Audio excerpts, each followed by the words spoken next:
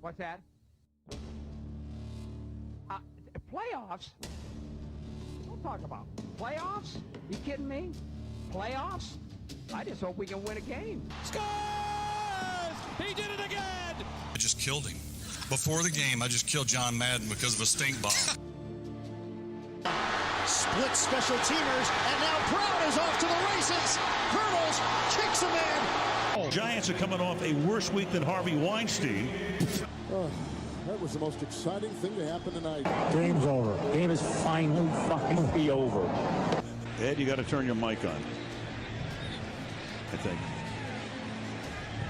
Got his hand on the button. And now, our feature program. Hey, how's it going tonight, Smitty? I'm doing good. How are you? You doing good? Not too bad. You know, we come in, we get Nate to come on. Jeremy comes on first, and he's like, oh, my neighbor calling me. I got to go move a humidor. And I'm like, okay. He's like, just start without me. I'm like, okay. And then I'm like, well, where's Nate? And Nate finally shows up. And next thing you know, he's being like, oh, now I get to go put people to bed. So he's like, I'm like, all right, I'll see you when you get back. And yes. At least you made it back in time to start the show. Mm-hmm. So I guess it's just you, me, and Gail over there. Yeah, Gail's joining us tonight. 2 weeks in a row. We should feel special. And we do start with college football, and no one in this group besides Chris really does much with college football. So yeah, when is Chris gonna get home so that way he has at least well enough internet to come back on? I don't know. I know he's supposed to be on the Talk to Stuff podcast on Monday, so I think by Monday he is.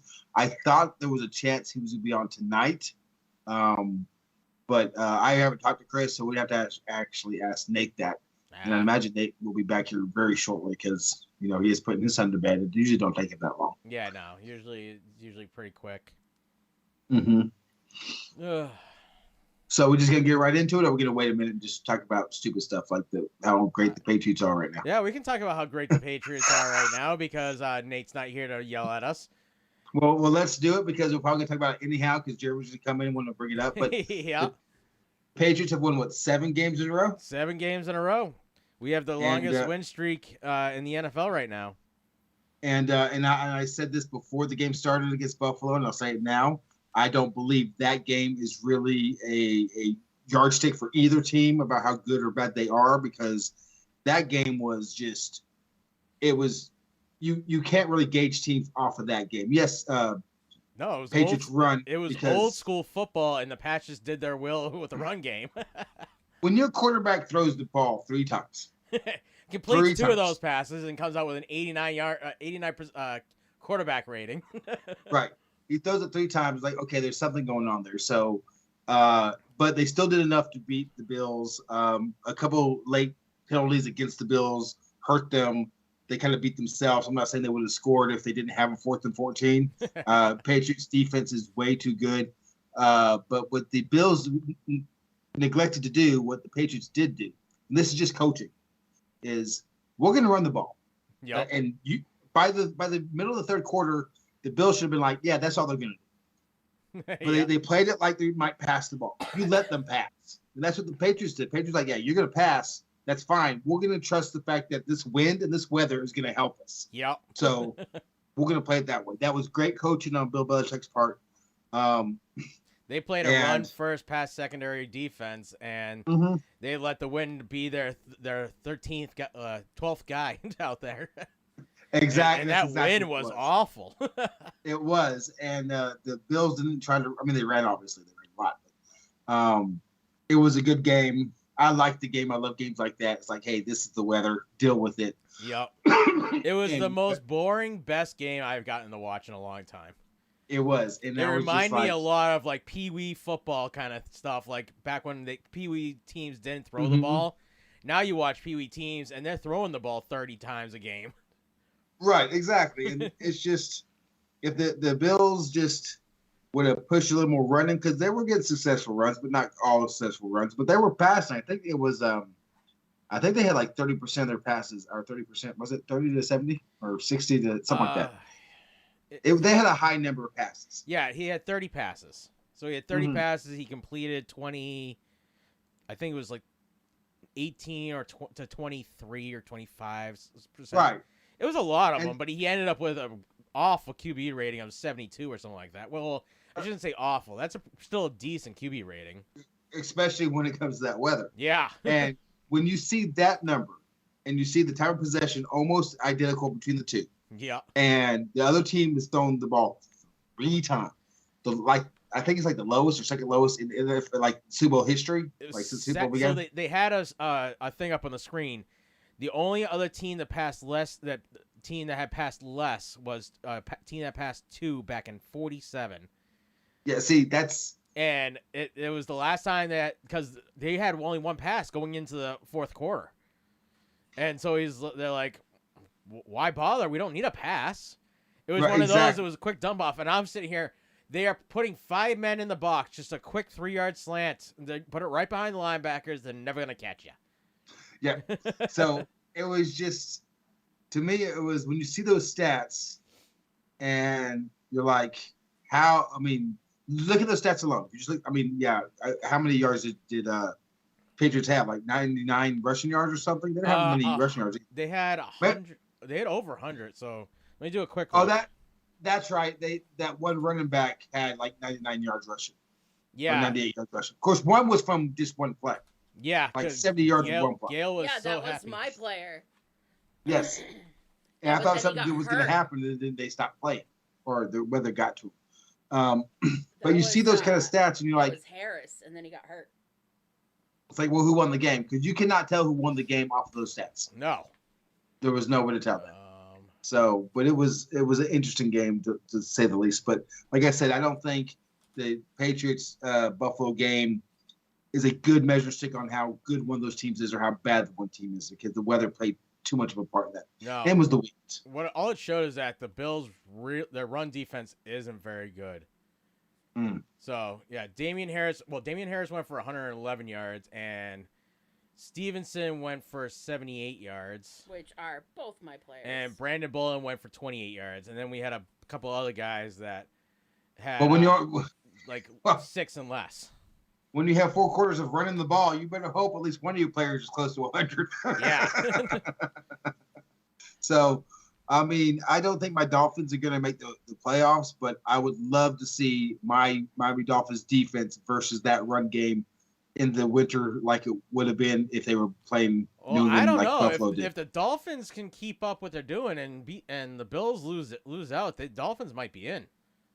Well, even if the Bills don't lose out, because if Miami, they got to bye, then they play the Jets. Yeah, it should be the Jets. It should be. Then they play New Orleans, which is a very beatable team. Miami can beat them. Yeah. Then they got the Pats. They got Texas, and they got the Titans, and then the Pats. Yeah. So that's going to be a very interesting last 2 games. But I would love to see Miami's defense play against New England's running game. I would love to see that. And that's what's going to boil down to during that game.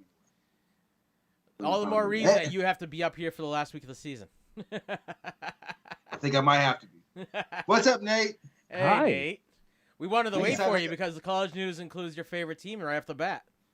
Yeah. I saw that. I'm sorry I was a little tardy to the party. It's okay. That's fine. You decided to talk about the Patriots because you weren't here. We needed to kill a little time. Yeah.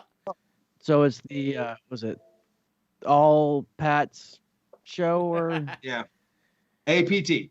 All ATP. All things Pat. No, we're just discussing how I don't think that game was a significant sick. As far as which team was actually a better team. Which game was this now? The Pats game. Buffalo versus New England. Yeah. The weather and the wind blowing like it was, and the Pats are not going to end up throwing 3. The question is that a indictment on Mac Jones?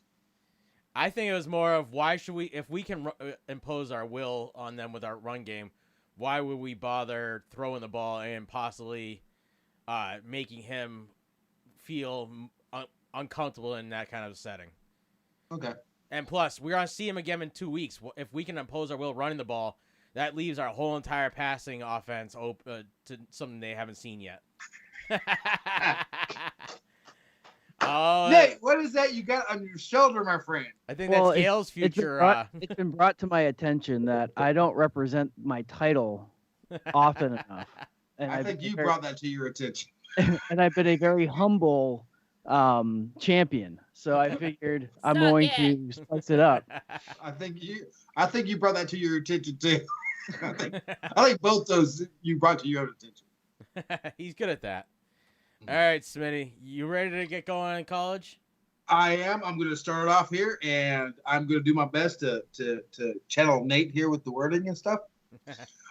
Congratulations, Raging Cajuns staging their first Sun Bowl championship versus Appalachian. So congratulations to the Raging Cajuns for winning their very first Sun Bowl championship. And they did it in a very good game against a very good Appalachian State. And it was actually pretty close to the last 4 minutes.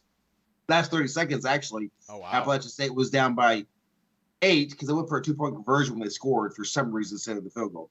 They missed it the point after. And they missed it, and then they gave the ball back. Louisiana gave the ball back to Appalachian State with 30 seconds left. And then very first play was a sack fumble, but it wasn't a fumble. And then the second play was a sack fumble that was a fumble, and the Cajuns recovered it, and they won the championship. So they're the 50-yard line. So it was a really good game. Oh, wow. So, congratulations there, Nate, with your team. Are they moving on to a secondary bowl game, or are they? They are, and we'll bring that up later on when we talk about the bowl games coming up. Okay. Okay. So, any word on your Cajuns you want to say there, Nate? Anything you want to? Well done. Okay. Well done. That's all you got? Oh, I was trying to figure out, do I have anything in that Cajun, what's it, foghorn leghorn impression I have?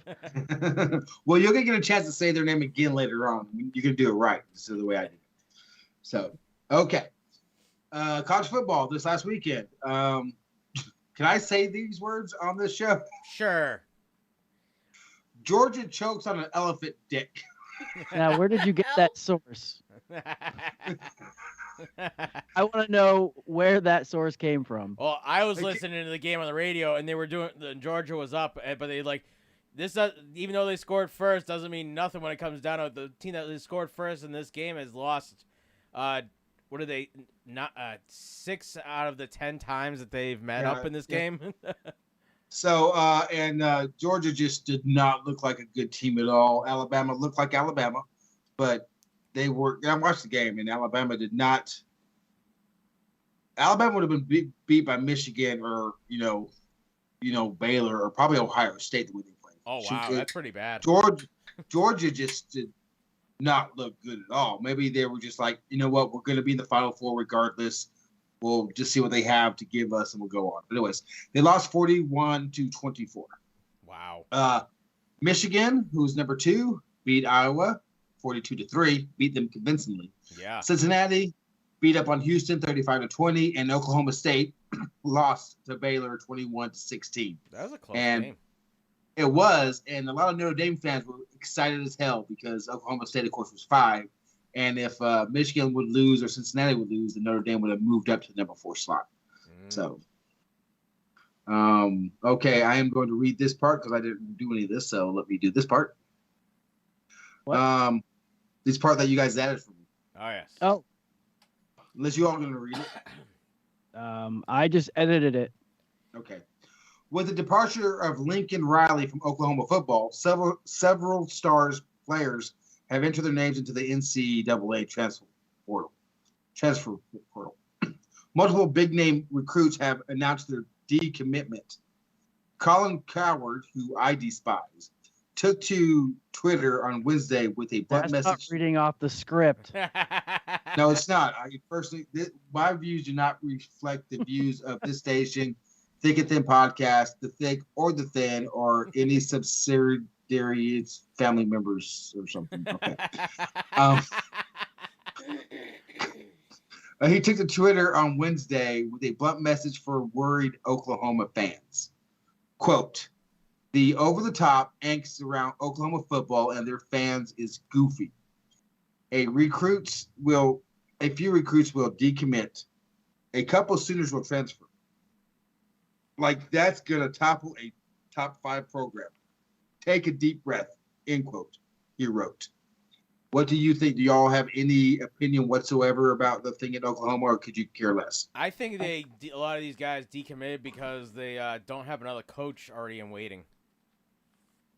I think that's their problem, is that these guys don't know who's going to be the next coach. So they're just like, well, we're not going to play for nobody. So we want a good coach so we have better odds to make it to the pros. So they're like, right, if and we're also a top recruit, because we can go anywhere we want.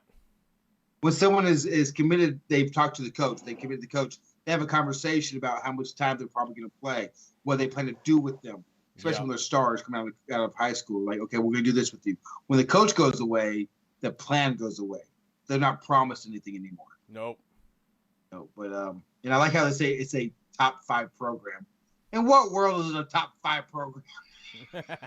Well, they're in the top 5 this year, so. They are. Hey, look, I made honor society in college. I have a 1.8 GPA. You only have to make the honor society once. I made it every year I was in college. Thank you very much. I mean, I did it myself and wrote it down, but it still counts. So, shall we move on to the next bit of college? Yeah. Okay. You can Welcome kind of back, Jeremy. ad-lib this thing. Okay. Jason Garrett, only 2 weeks removed from being fired by the New York Giants, and he should have been fired because their offensive play calling was atrocious, almost as bad as the Dolphins. That is also not written down here. These are my views and not the views of this station. But he's already in the running for a marquee job. Who the hell says this? Okay. However, the job that he's being linked to may surprise football fans. Adam Rowe of 247 Sports is reporting that Garrett has been, quote, involved in conversations, end quote, for the head coaching vacancy at Duke. Duke and head coach David Cutcliffe mutually agreed to part ways in last November. In late November. Late November. I don't know how you mutually agree. If you're the school, you're fired, go away. I mean, what's he gonna do? The Blue Devils have struggled for past 2 years under Cutcliffe. The reaction to this report are all over the place. There are several fans who don't understand why Duke would even consider Garrett for the job. On the other hand, there are some fans who can see Garrett being a good coach at a collegiate level. Quote, well, that's something, end quote. A college football fan tweeted, quote, Garrett has never even coached in college, and Duke is one of the toughest P5 jobs out there. What an odd thing to even consider for Duke, end quote. I really like that. Well, that's something. That's funny. Oh, that's something. Well, didn't he coach the Cowboys? He did. Yeah. He also played quarterback for the Cowboys years and years and years ago. Yeah. And I think he'll be a fine addition to Duke. I don't see why. I mean, it's not like Duke is Alabama or, recently like Ohio State or Clemson or something. It's Duke. I mean, no offense to us, but any of us could go there and be the assistant coach.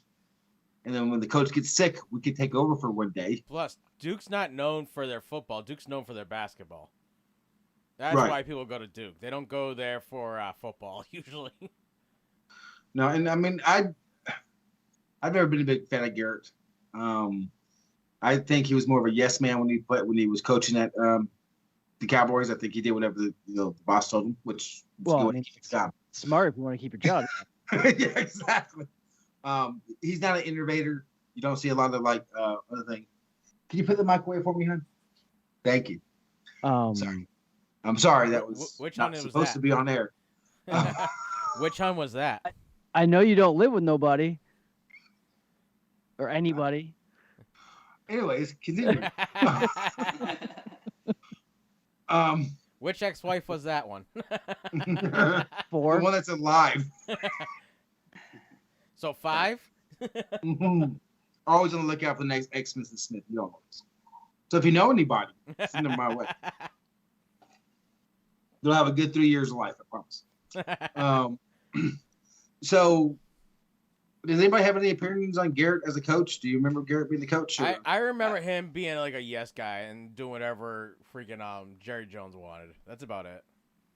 I feel like his issue is he's so stuck in the past when he played that kind of offense, that mentality, that he hasn't adapted to the newer age, which is why he's been a coordinator few places and always ends up fired within a few years. If we're talking about sexual preferences, he'd be described as vanilla. That's true. And that goes what Jeremy was saying. And that's what I was saying. And that's a very good point, Jeremy. It looks like he's playing 1980s football still on offensive. Yeah. It's like he's a missionary only kind of guy. Oh, must be my blood. He's, not until we're married. Which is why I've been trying to marry Nate for 10 years. But, okay. Any other comments about Garrett going to Duke? No. Okay. So the CFP rankings. This is the final rankings about the people that are going to be in the playoffs for the college football this year, and I believe this is the last year for this, if I remember correctly. Number one's Alabama because, like I said, they got manhandled by Georgia. I mean, they manhandled Georgia. 2 stayed, which was Michigan. Georgia, which was 1, is down to 3. Cincinnati's 4. They stayed at 4. Notre Dame moved up to 5 because other teams lost. Now, my question for you all. Do you think Alabama deserved to be number 1, or do you think Michigan should take the number 1 spot and Alabama be number 2? Well, the way I'm looking at it is Alabama's 3 and Georgia's 1. I mean, that's how they're ranked, right? But yet they're ranked 1, 2, 3, 4, 5. No, Why that's does what that not that's what freaking they matter? were. That's where they were. That's where they were. Oh, okay. See, Cincinnati didn't move. Okay, what? You think Cincinnati should have moved? I think Cincinnati should have moved. I think Cincinnati should be number 3. Georgia should be number 4, and Georgia should be playing Alabama the first game, not the last. Well, the issue is they didn't want to see Georgia, Alabama right back-to-back weeks. Yeah. But they're going to see it in the championship game. I don't know. I could see Michigan taking them out. Michigan may take Georgia out after watching what Alabama had to do to beat them. Yeah. Like I said, Alabama looked good, but they did not look as good as they needed to look in order to beat Georgia. Georgia just did not look good. Georgia did not play well. They just had a bad day, you're thinking? They did. They had a bad day. Because they came out firing all cylinders, and I guess it just all went to hell. Because I was listening to the game, not watching the game. You think Cincinnati has a chance in hell of winning the championship? It's possible. Weird things have happened. I think Cincinnati can beat Michigan. I think Cincinnati could beat Georgia the way Georgia played this last game. But I don't think they could beat Georgia on their best day. I don't think they could beat Alabama on their best day. Well, let's all hope for a bad Alabama day. I mean, yes, I want Cincinnati so bad to win this. I do.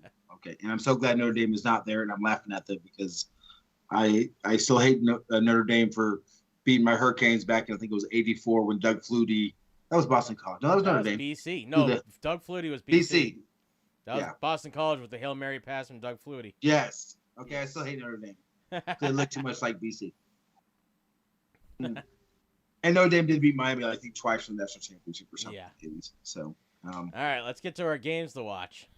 Game to watch this week is Army versus Navy because it's the only one actually played this week. So there you go. And there's a lot of history. Yeah. And I wish that Chris was on here right now because my Army buddy over there, be giving Chris a lot of help because I think Navy has won 3 games and Army has won like 9. Army's a pretty good squad for their competition. Yes. So the real question is, do you know who caught Doug Flutie's Hail Mary pass? Me. I'm gonna go with I'm gonna go with You can't type fast enough. I'm not typing. God dang, hang on. It's gonna be an African American. Are you sure? I think he went to go. He has a really white name too. And I think he went to go play for Washington afterwards. I don't know. There you go. So Jeremy, how white was he? He was so white you could write on him. Gerald was his first name. Gerald. Gerald Pelham. Phelan. Yeah, I didn't know. I was done on that. Feeling, I don't know.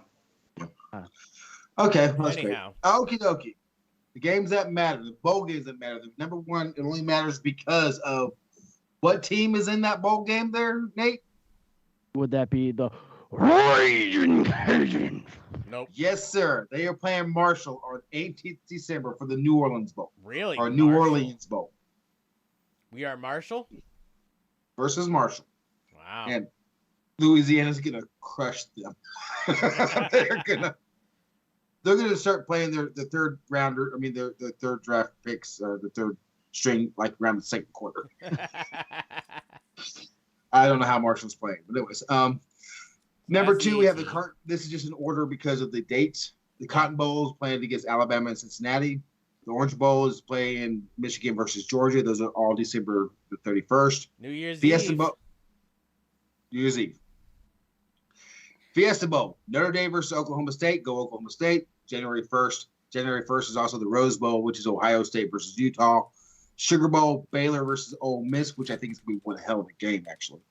And number 7, at Lucas Oil Stadium in Indianapolis, the CFP Championship game versus the winner of the Cotton Bowl and the Orange Bowl. And that's December the 9th. I mean, January 5th. So you were saying that this is the last year of the top 4. Are they expanding the playoffs finally? No, I think they're doing something different. I said I think. I'm not sure, but I thought this was the last year for this particular setup. Maybe, what the hell's Chris? Yeah, we need Chris. He's lacking internet again. I don't think they're going to. They might be going to 6, but I think they're just doing it a different way. I don't think it's going to be called the CFP anymore. It's going to be done in a different way. I think someone can always look. Jeremy, you're the ultimate Googler. Just say, does the CFP expire this year or something? I would like to see an 8-team playoff game for the college. I would too. Because like all these teams make the bowl games. Well, I'd like to see all these bowl games. If they actually deserve to win in these bowl games, then well, that should be the first set of playoffs, and then you have another set of playoffs. And you can do what they're doing now, where they have the playoff games be part of either the Cotton Bowl, the Rose Bowl. That would be a playoff game, like they're doing 2 of these. And they could do it with all the 4 big ones. Well, when I was growing up, it was the Cotton Bowl, the Orange Bowl, the Rose Bowl, and the Sugar Bowl. Yep. I have no idea when the Fiesta Bowl became such a huge thing, but it did. It was when Florida State beat I can't remember who they beat for a while. The Fiesta Bowl was the national championship game. Right, and there was like why did that suddenly become? Because it used to not be the national championship. Of course, it used to be where it was basically there was no national championship game. It was like number 1, number 2 was like that was where they had split championship. They came up with the championship game, and I guess that's why Fiesta Bowl became like it did because it became the national championship. Yeah, it game. became the national championship game. And I remember Florida State winning that year. It was like the first year of the Fiesta Bowl, and it was such a tight game that it was like everybody like at first people like no, it was like they said televiewer watchers in the first half were less than 300,000, but after the first half, it was almost 1 million viewers, and that was the first. That was the highest that like it ever been because the game was so tight.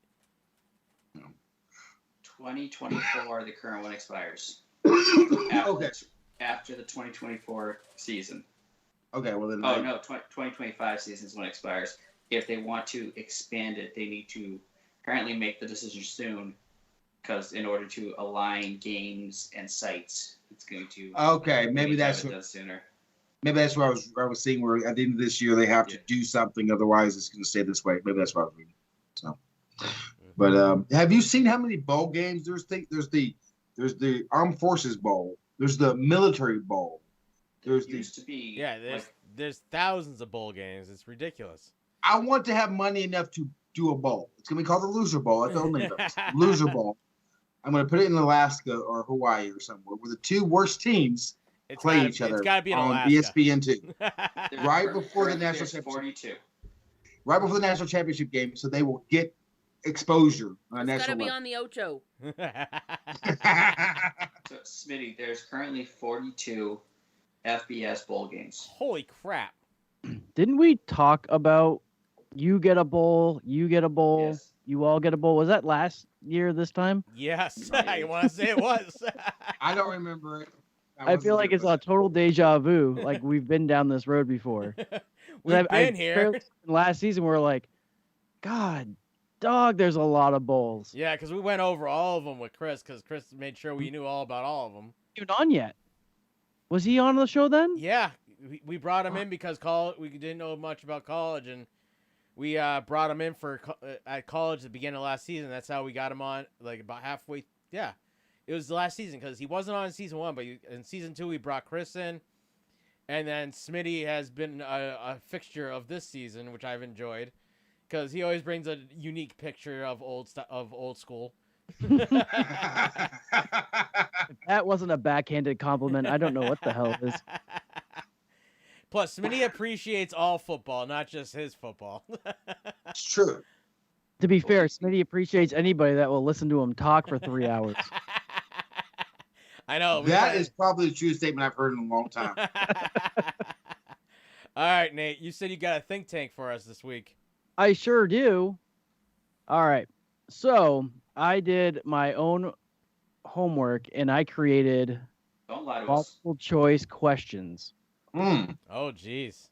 Now, I did do something fun with this, and I've tailored these questions to the person who's getting them asked to, if that makes sense. Okay. Remember, Gail's here this week. I'm liking this. So, Travis, you're at the head of the table. You go first. Okay. Who was the shortest player in the NFL? Oh, dear God. That's because he's short? That's messed up. Wes Welker, Jack Shapiro, Darren Sproles. Question. If he gets it wrong, does he go to the next person, or does that question just end? That question ends. Okay. Welker was short, but he wasn't that short. What were the other two names? Jack Shapiro and Darren Sproles. Darren Sproles sounds right. When in doubt, go with C. That would be, well, yes. I said, without doubt, see yourself out. That's what I wrote. Right. Well, you saw yourself right out of getting that one correct. It was Jack Shapiro. He was 5'1". Oh, wow. He's 5'2", but yeah. And he was a fullback. Huh? Mm-hmm. So there was All hope right. for me. Jeremy, you ready for this one? Nope. What year did the Pro Bowl start? 1958, 1961, 1951. What was the first answer? 1958.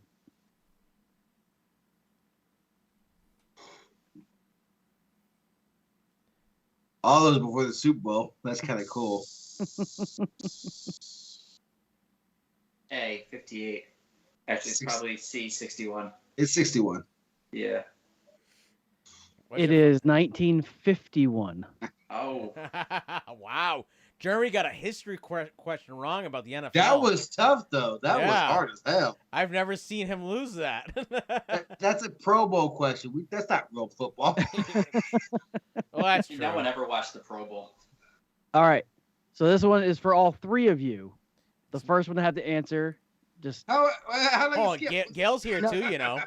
I'm doing this with all the Chris's. Oh, so I okay. have the questions asked, but it's an out of play. Okay. That's all. All right. What NFL stadium seats the most? A, Allegiant, B, MetLife, C, Lambeau. Allegiant. None of you got it. It was MetLife. Really? I thought Allegiant was the biggest stadium built. It's MetLife. It might be the biggest stadium built, but don't mean it sits the most. I thought Lambeau could MetLife, like all the... Lambeau can't sit Oh. shit because they got rid of the bleachers. Oh, didn't know that. Yeah. MetLife Stadium has the largest seating capacity. It's not the largest stadium, or is it the largest stadium? But it seats the largest amount. All right, Smitty. Here is your question. Question real quick though. Does Muppet got questions? No, but I guess I could give her Chris's. You should. Yeah. Yes. Yes. All right. Smitty. Who is the oldest defensive player in the NFL? Tremont Williams, Calais Campbell, Cameron Wake.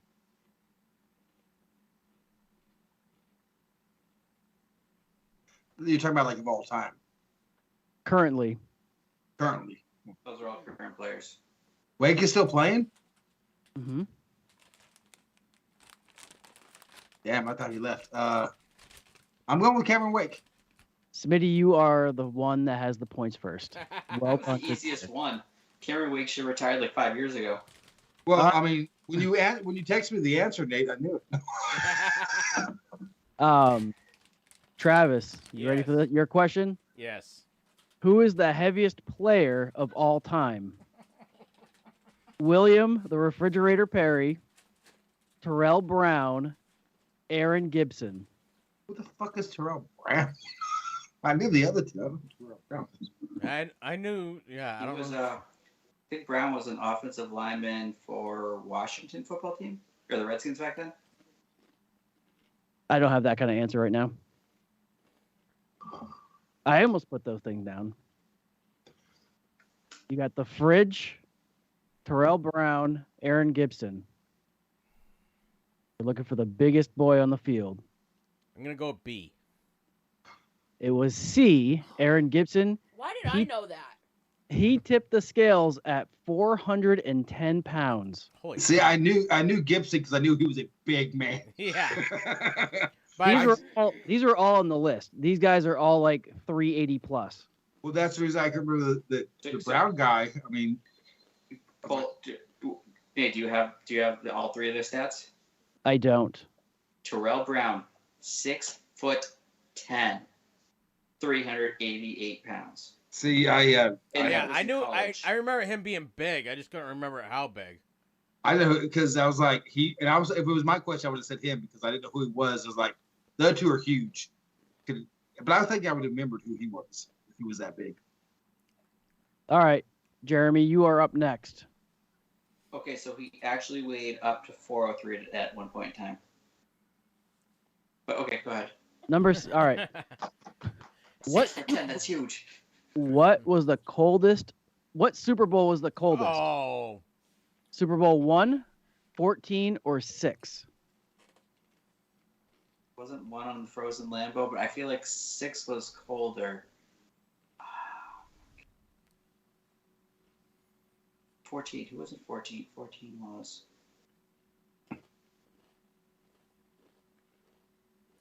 Smitty 100% knows the answer to this question. Smitty was there. He looks like he does. It's because I know which one was the famous one, but that don't mean it was the coldest. Right. Yeah. One was known as the Frozen Tundra, but that wasn't the coldest game. Right. But I'm trying to think where Super Bowl 14 was. I know 6 was cold. I just don't know where 14. I'm drawing my blank where 14 was. Texas. Miami. Cuba. It was played in Cuba. Cuba. I was going to say Alaska, but I 6. I'm going to go with 6. You're correct. It was 39 degrees at kickoff. Highest temperature was 43, and it was played in Tallulah Stadium in New Orleans. Who played in Super Bowl 14? Hold on. I'm pretty sure 14 was. It was played in New Orleans, and it was the coldest game, the coldest yes, Super Bowl. It wasn't a normal cold game. Yeah, that was the thing. I think the 14th Super Bowl was the Bengals versus San Francisco, 1982. And you also got to remember, like the Ice Bowl and all that. That was a championship game. It was Super Bowl. Or it was the Raiders versus the Rams. Not the Rams, but Philadelphia Rams, something like that. All right, Muppet. It was 79. What's up? All right, Pittsburgh. What team has the youngest average of players? Pittsburgh versus the Rams. The Vikings, the Jaguars, the Texans. Well, that's mean. That's a mean question, dude. It's really between two teams. I know. That's what's a mean question. What are the teams again? Jaguars, Vikings, Texans. Does this include the most recent person dropped by the by the Texans, picked up by the Titans? I have no idea. So no, I'm gonna go no. Doesn't. Nope. Happened like yesterday. Waiting on you, Gail. Jaguars, Vikings, Texans. Stop Googling it. I'm not touching my phone. It's on my leg. It's not on. I can only she is see her touching arm. her phone. She's watching us. I'm not. It's Good. not even on. So, someone needs to watch us. You can be seen by someone on YouTube. I have the YouTube up. Me too. I'm gonna go with. That's not a team. That wasn't a team. That's not a team. What state are they in? They're out of Miami. Fuck it. Vikings. Well done. You are correct. Are you kidding me? No. I thought wanted it was to say the Vikings Jags. because the other two just seemed too obvious. I would have went with the not so obvious one. Isn't Jacksonville second? I don't know. I only know the first. But you really need more information. I think you're doing great, Nate. Now give me Thank one you. I can answer. All right, He does Goody. the bare minimum. Yeah, pretty much. Who is the oldest head coach in the NFL? Andy Reid, Pete Carroll, Bill Belichick. That's too easy. Yeah. He No, it's played not. he played football with them when he was younger.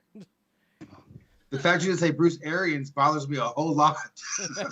Bruce Arians is only like 55.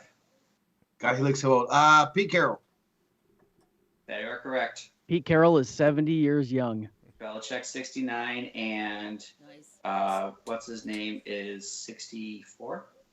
Belichick is 69, and I don't know what Andy Reid's age is. I just put him down.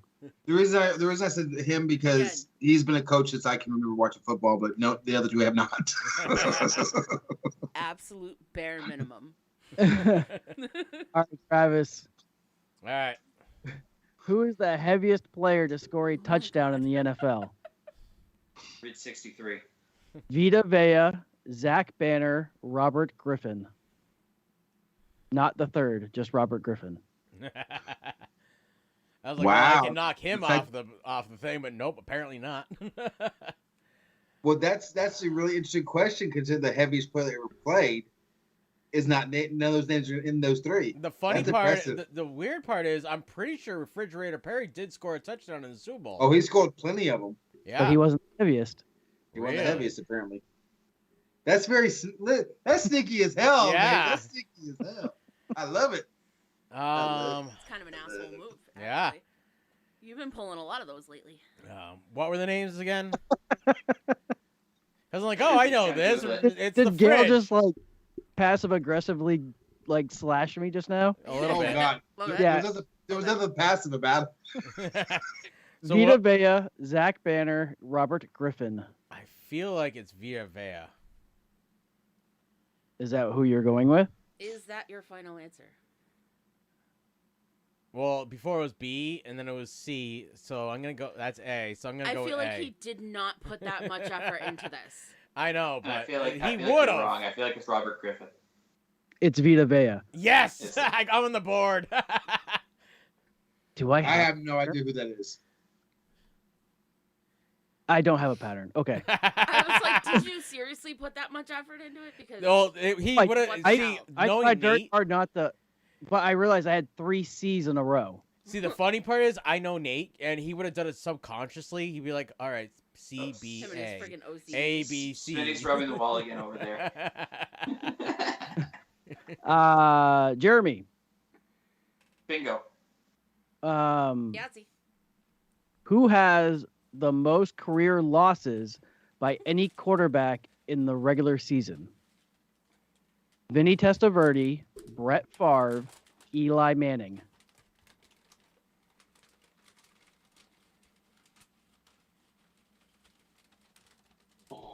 I love how you can literally hear a pin drop because it seems like all of you are like, wow, that's a hard one. It is. I Well, know we who gotta make him hard for Jeremy. I know who I really want it to be. She wants it to be Eli. Absolutely. I feel like it's Vinny Testaverde. I feel like you are correct. Yeah. He had 134 regular season losses. All right, Muppet, you ready? No. Who has the most sacks in a regular season? Michael Strahan, Reggie White, Jared Allen.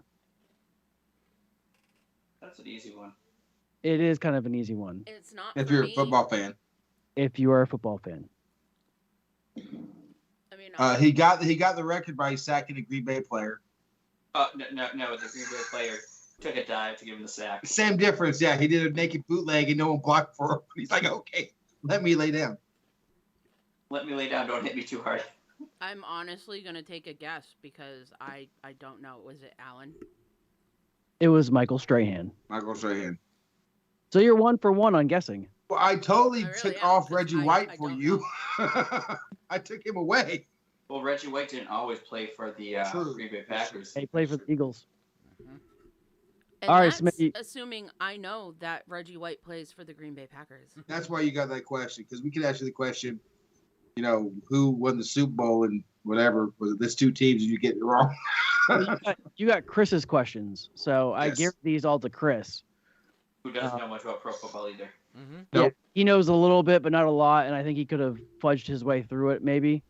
All right, Smitty. Ask me a Dan Marino question. If you get this right, you win. Yeah. Oh, okay. No stress. No Who pressure, was no the- pressure, no pressure. Who was the tallest player in the NFL? Ed Jones, Richard Sly, Jared Valdir. You mean Ed Jones? Ed Too Tall Jones, No, Jones. Richard Sly, Jared Valdir. Well, I don't think it was Ed Tall Jones because I don't think he was 6'10". And this other guy that what's his name showed up he was 6'10". So And he's not even on the list. nope. 'Cause Nate's So big. and Ed Tall Jones was not 7 foot tall. He was tall, but he wasn't that tall. So it's the other two. Ed Verlier and what was the other guy? What was the last- Jared Valdir and Richard Sly. Oh, Richard Slide. It is Richard Sly. Yeah. He's 7 feet tall. Yeah, 7 foot tall. Yeah. Okay. Now I have a It's bunch nice when- it's nice when Nate texts you the answers, isn't it? Thank you, LP. I'm kind of sad. I didn't have to go into my tiebreakers. No, go through. Ask him anyhow. Okay, this is just for everybody. This is for fun. The Smitty one. All right. All right. How long was the longest punt in NFL history? 89 yards, 98 yards, 93 yards. 93 yards. I'm gonna go 98. I'm going to go 80, whatever. 89. 90. Travis, you got it. 98. And Yes. Gail, I'm sorry, I forgot about you. I can't- Whatever. You have to be quicker than that, Gail. Yeah. Who holds the single season record for the most interceptions in the NFL? Nick Lane, Fred Glick, Dan Sandefur. Isn't it Nick Lane? I'm pretty sure it's Nick Lane. Dick Lane? Nick Lane. Yeah, I'll Nick go with Lane. that. Dick. Dick Lane. Yeah, I agree. It's It's Dick Lane. He had 14. Yeah, it was crazy. All right. What team has hosted the most Super Bowls? Miami, New Orleans, Los Angeles. Oh, that's not fair. You can't pick all three teams that was good weather. It should say Minnesota, Chicago, and Miami. That's what it should. If I remember correctly, it's New Orleans. New Orleans. I'm going Miami because I love my home. I'll take Los Angeles because no one else said it. It is Miami. They have 11. New I Orleans, thought it was Miami, but Smitty New said it, so I Orleans figured has I'd go 10. different. And I think LA has 8. Well, when you said most Super Bowls, I was like, All right. What is Because- I feel like Jeremy's going to know the answer to this question. Out of any question that I've asked, Jeremy's going to know this one. he probably knows all this shit. He's just playing with us. Yeah. What is the most common type of grass in the NFL? Turf, Bermuda grass, or bluegrass? I want to say it is grass is Bermuda, but it's slowly becoming turf. I thought turf was a really big thing in the 90s, but they went away from it because of how bad people cut their feet. Their feet would get caught. It's getting better, so they gone back to it. They refer to this new stuff as turf as well. Oh, okay. So I would say Bermuda. I don't know. Jeremy? Any other green thumbs? I believe I it's switched kill to turf like 3 everything. years ago. I'm What? gonna say bluegrass because I kill everything and no one else said that. So I've seen bluegrass, and if that is what's on football fields, the majority of it, then they maintain that stuff pretty well. That shit grows like crazy. I believe it's switched to turf like 3 years ago. It is Bermuda grass. Yes. Way to go, Travis. And I think, Chicago is bluegrass. All right. All right. What NFL stadium has the most square footage? That's Alliance. NRG, MetLife, Lambeau. What's NRG? Oh, where's NRG? It's NRG Stadium. you know what? NRG. I mean, I'm going to go with MetLife because they don't cheese, but I don't know what NRG is. Oh, NRG is the Texans. Oh, NRG Oh, the then. Texans. I'm going Yeah. with NRG. Texas. Everything's bigger in Texas. It's MetLife. Really? I say MetLife. I suppose. And just because I had to, what NFL team, how many NFL titles do the Green Bay Packers have? 13, 8, 15.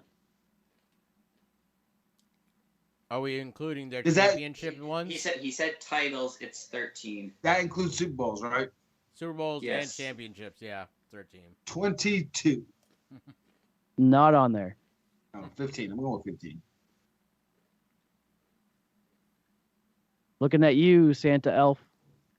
And you, I said 13 or 15, whatever Okay. that team was. I said 13. Jeremy said 13. Yeah, I think I went through 13. what Okay. about you, Muppet? I don't like this question. It's 13. Okay. All right. Last one. There's a lot of tiebreakers. Yeah, well, I just in case. Yeah, I got you. There are 5 teams in the NFL who do not have mascots. Name the top 5. And you guys can go one at a time on this one. Cowboys. Or tag team it, whatever you want to do. Mascot. Well, the Cowboys mascot isn't allowed anymore because he was riding a horse and they said that was animal abuse. He just doesn't ride a horse anymore. Right. Yeah, he's still there. What about the Washington football team? That is one. They do not That have is a mascot. brilliant. The It's brilliant. WFT does not have a mascot. They Yeah, do this not is have a a big mascot. WFT sign. The Ravens? Nope. Ravens have a mascot. The Vikings no longer the Vikings don't have a mascot, and the guy who used to go to all the games no longer comes. Yeah, but they still have a plushie. Do they? The Jets. The Jets. The Jets do not have a mascot. Yeah. What about the Packers? The Green Bay Packers also do not have a mascot. They just have Steelers. fans that wear cheese. You're missing 2 teams. The The Titans. Steelers. Nope. Chargers. Nope. The Titans ain't one either? Okay. Nope. No, 49ers have one. Texans. Seahawks have one. I think the Texans. Texans have one. Oh, well, fuck you. Dolphins. Miami Dolphins. No, they have one. They definitely have one. How about the No. Come on, you've Oh, seen Ace Ace Ventura. found him. What about How about the Chiefs? Are the Chiefs allowed to have one? The Chiefs have a mascot. what about the Saints? The Saints also have a mascot. Well, let's keep He going. does voodoo at halftime. The Cardinals. How about the Cardinals? They got one? Cardinals have a mascot. Seattle. Giants. Giants do not have Raiders. a mascot. And the Las Vegas Raiders also do not have a mascot. Not anymore. They I used to. feel like I guessed more of those correct than the rest. You of them. did. You did a very good job. I'm proud of you for remembering all of those teams because Smitty asks me questions like this, and I'll be like, I don't even know the fucking state. Oh yeah, but on our show last Monday, he asked me the capitals of every state. Well, when you're 100 years old, you've lived in most of them, right, Smitty? It was not a good day. He did pretty okay. I think he got 8? No. I got maybe 9. Something like that. 9 out of 50. That's not you too want to know bad. a funny random stat that as of 1990, half 20 the NFL stadiums had switched to turf fields. Wow. I got 30 out of 50 is what he said last time. So, and I didn't get a multiple choice, so I had to just think of the name of the damn city. True. Yeah. That was awesome. All right, Smitty, do you have a thingamajig or you're... I do. It's right here between my legs. So, okay, I That's do. not Okay. appropriate. Do you consider that carry-on or is that has to be checked baggage? It's definitely baggage. Okay. We He talked just about. hopes it gets checked by someone. I'm packing something. Frisk me, please. It's a flex. Don't worry, it's a flex. Oh yes, that's the story I was gonna tell. Remember, so remind me to tell you a story. I'm gonna tell you the story right now. Once upon a time. Nate, I think only Nate's gonna appreciate this because I think he was the only one that was part of this conversation because it happened on the other show. But I think we talked about this show where the bathroom etiquette, where if you have 3 urinals, he says he goes to the middle one. Do you remember this conversation? Do we have this conversation on this at all? Is there one close or one further away? So if you have 3 urinals, right? Yep. And you walk in, and which one would you go to? The first, the second, or the last? Am I by myself? Yes. Yes.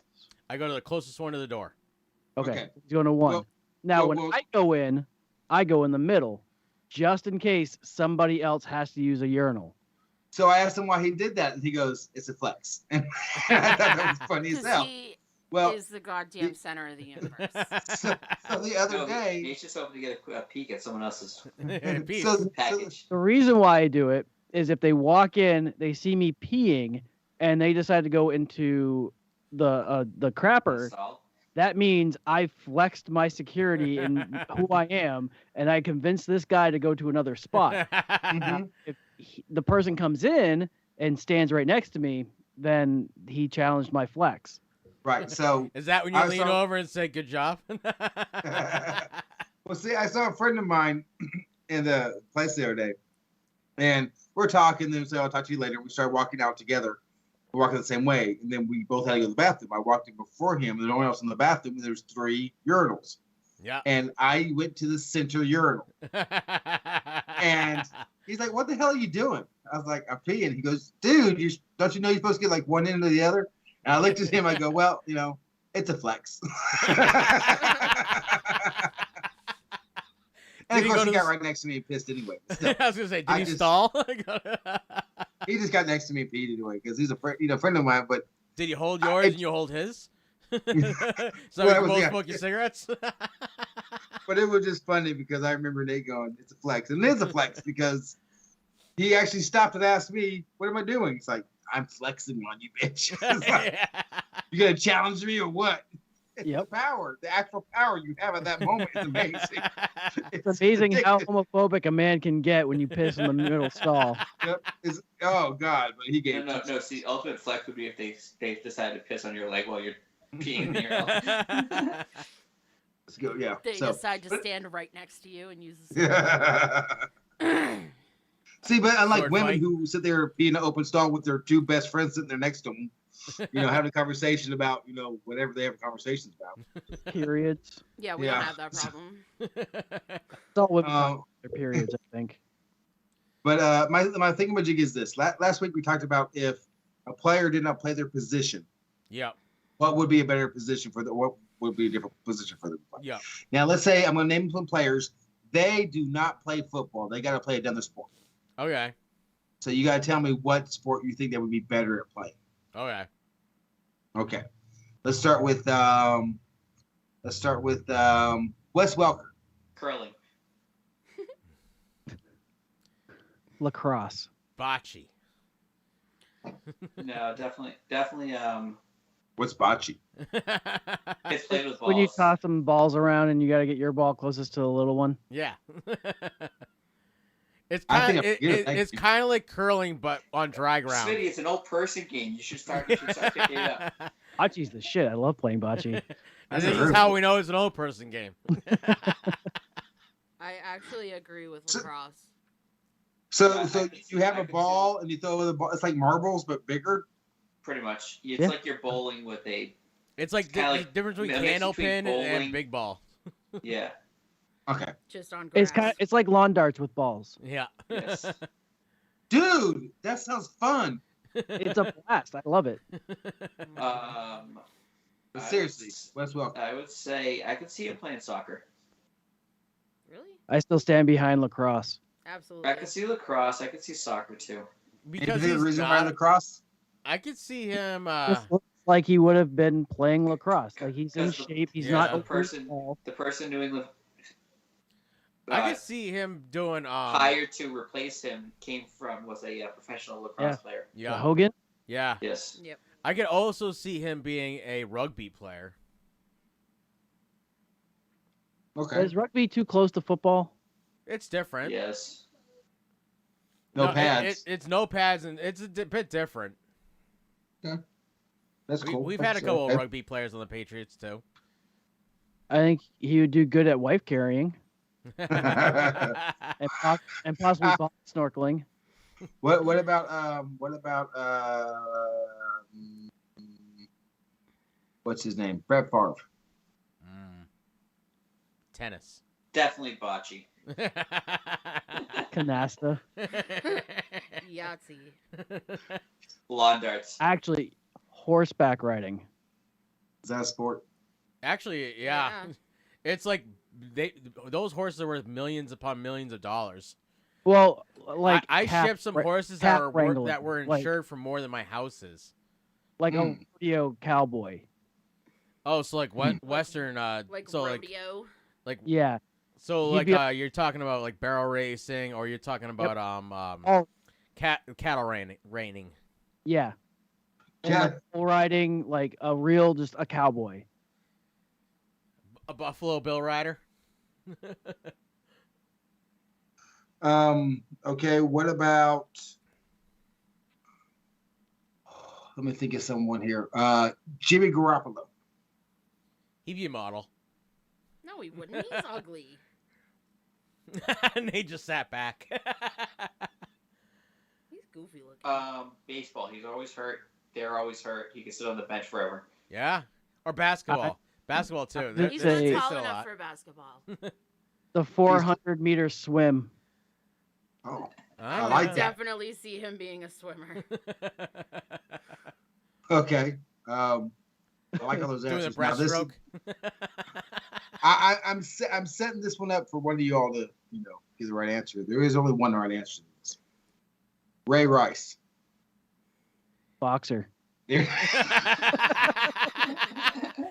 And Nate wins. It was either boxer or on the Mean Machines. He could be an MMA fighter. That was wrong. As soon as you said it, definitely had to take a second about it. I was like, oh, I know what he wants. I know where this is Who's going to say it first? Well, I could have said, Henry Ruggs the third, but I figured that was too soon. So, all right. NHRA. You got one more, Smitty, or are you good? I do have one more. And that is the singular? wonderful quarterback for the Texans that can't play. Which one? Deshaun Watson. Deshaun Watson.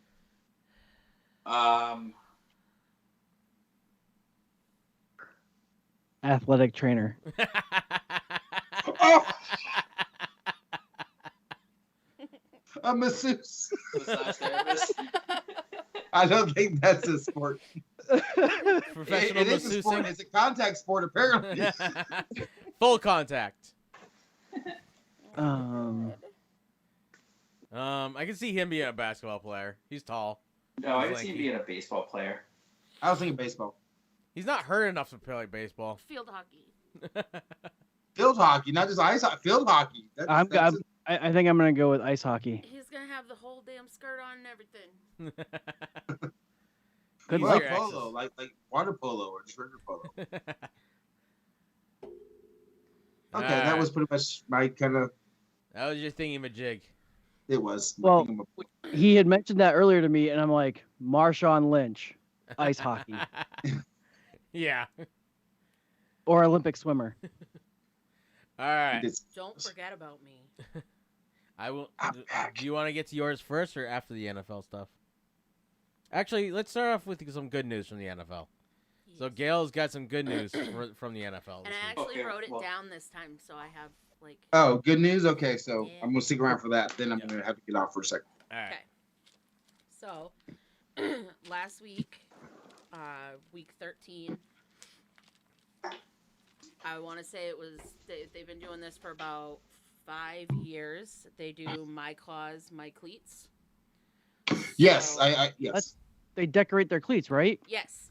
So if you saw out on the field, there's, I want to say, over 800 players that had cleats specially designed, and each set of cleats was specifically designed to their chosen cause.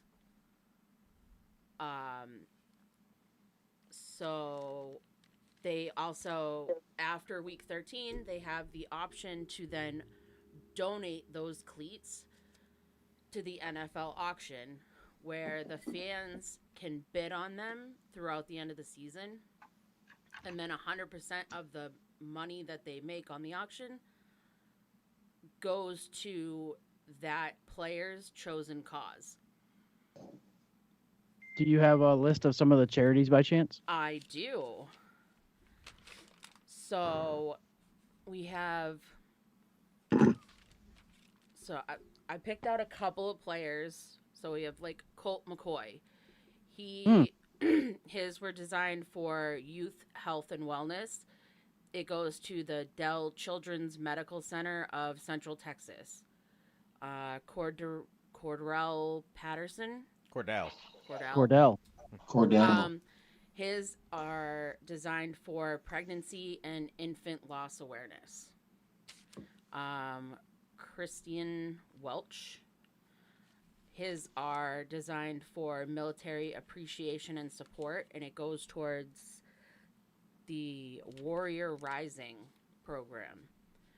Then there's a lot that go towards suicide awareness, different kinds of cancer, youth education, animal justice, the Special Olympics, foster services for kids, adoption, food banks. And then I have, Sony Michel. He used to play for the Patriots. He is now moved to the Rams. His were designed for disaster relief, but it supports the Be Like Brit Foundation.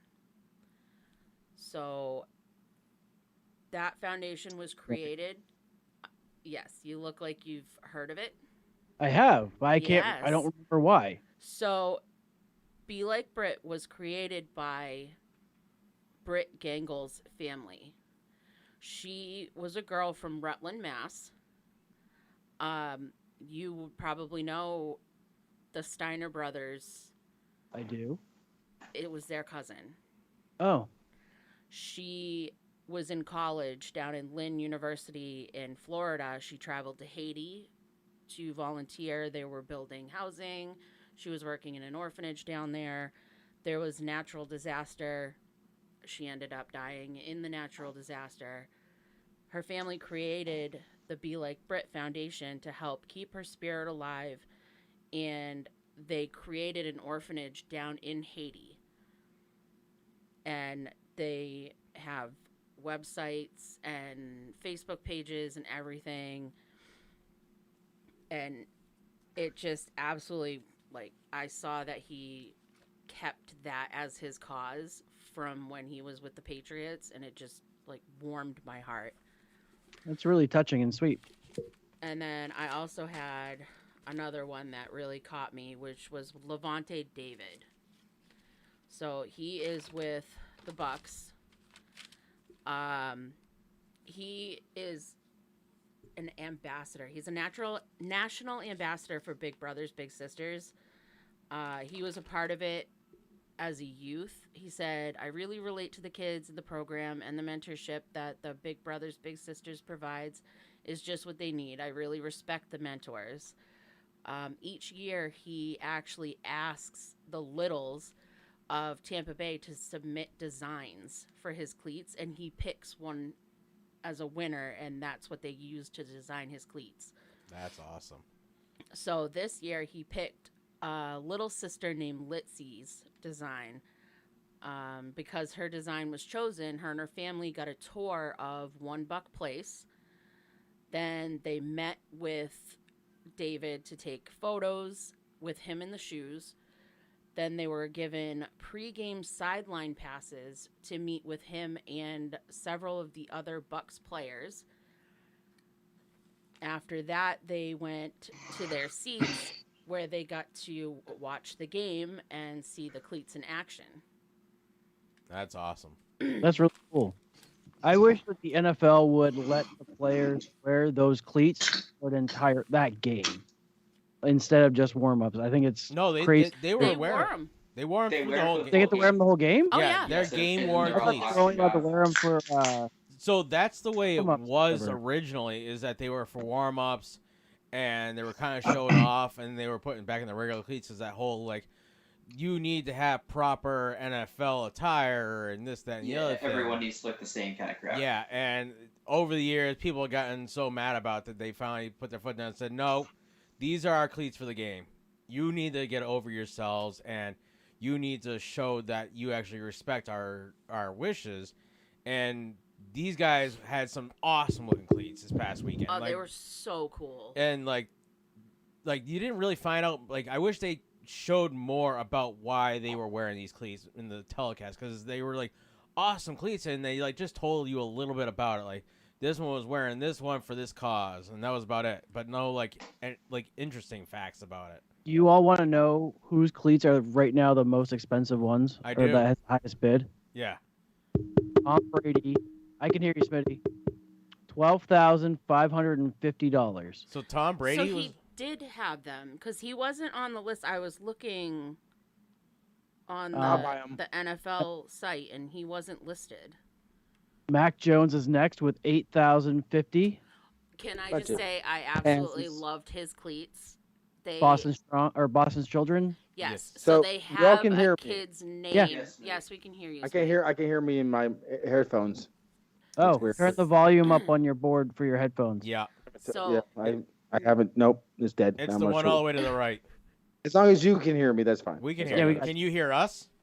I can hear you all just fine. All right. But all of a sudden, my headphones went I out. believe the thing was they didn't want, the reason they didn't spend like a lot of time on it is because they didn't want to focus on certain causes more than others.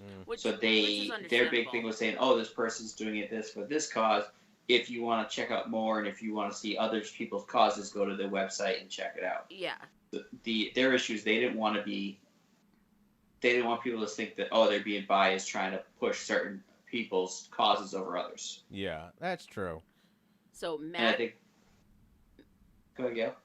Mac Jones's cleats were made specifically towards like the Boston Children's Hospital, but they had one child's name on them from Boston Children's.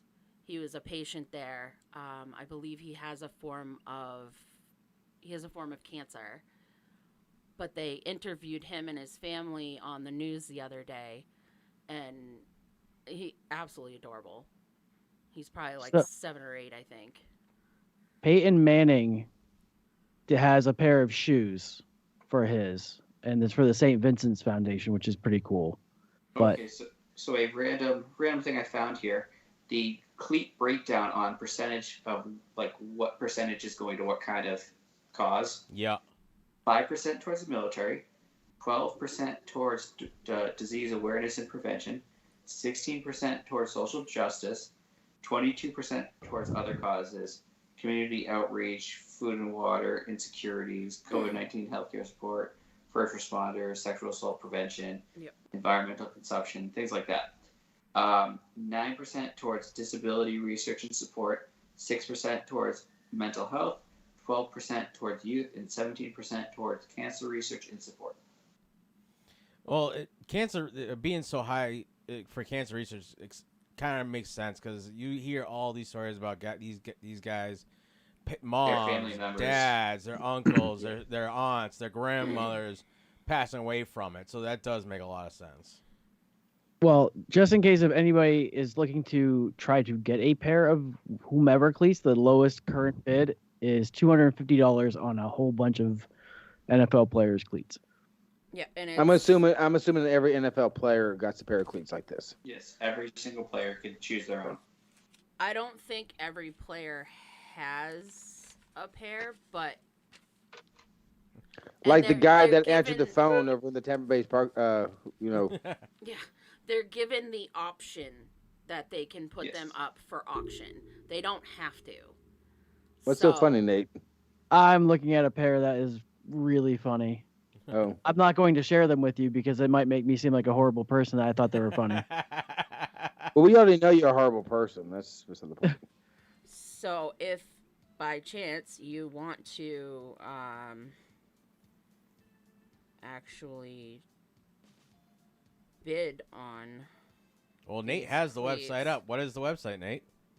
NFLauction.nfl.com. Correct. There you go.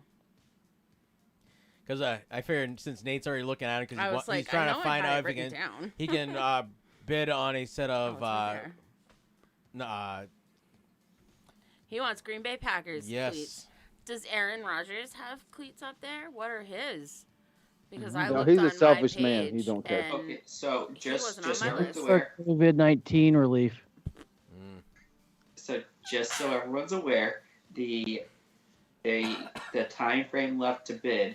Some of them are just under 3 days, and all the way up to 38 days left to bid. I was gonna say one of them I saw was like till December 30th, and You know, there was one I saw that Belichick's was already shoes closed. are going for $2,300 right now. Are these just for the players, or No, are people like Bill Players, Belichick? coaches, anyone related to the What NFL. like John Elway, who is the player person in Denver?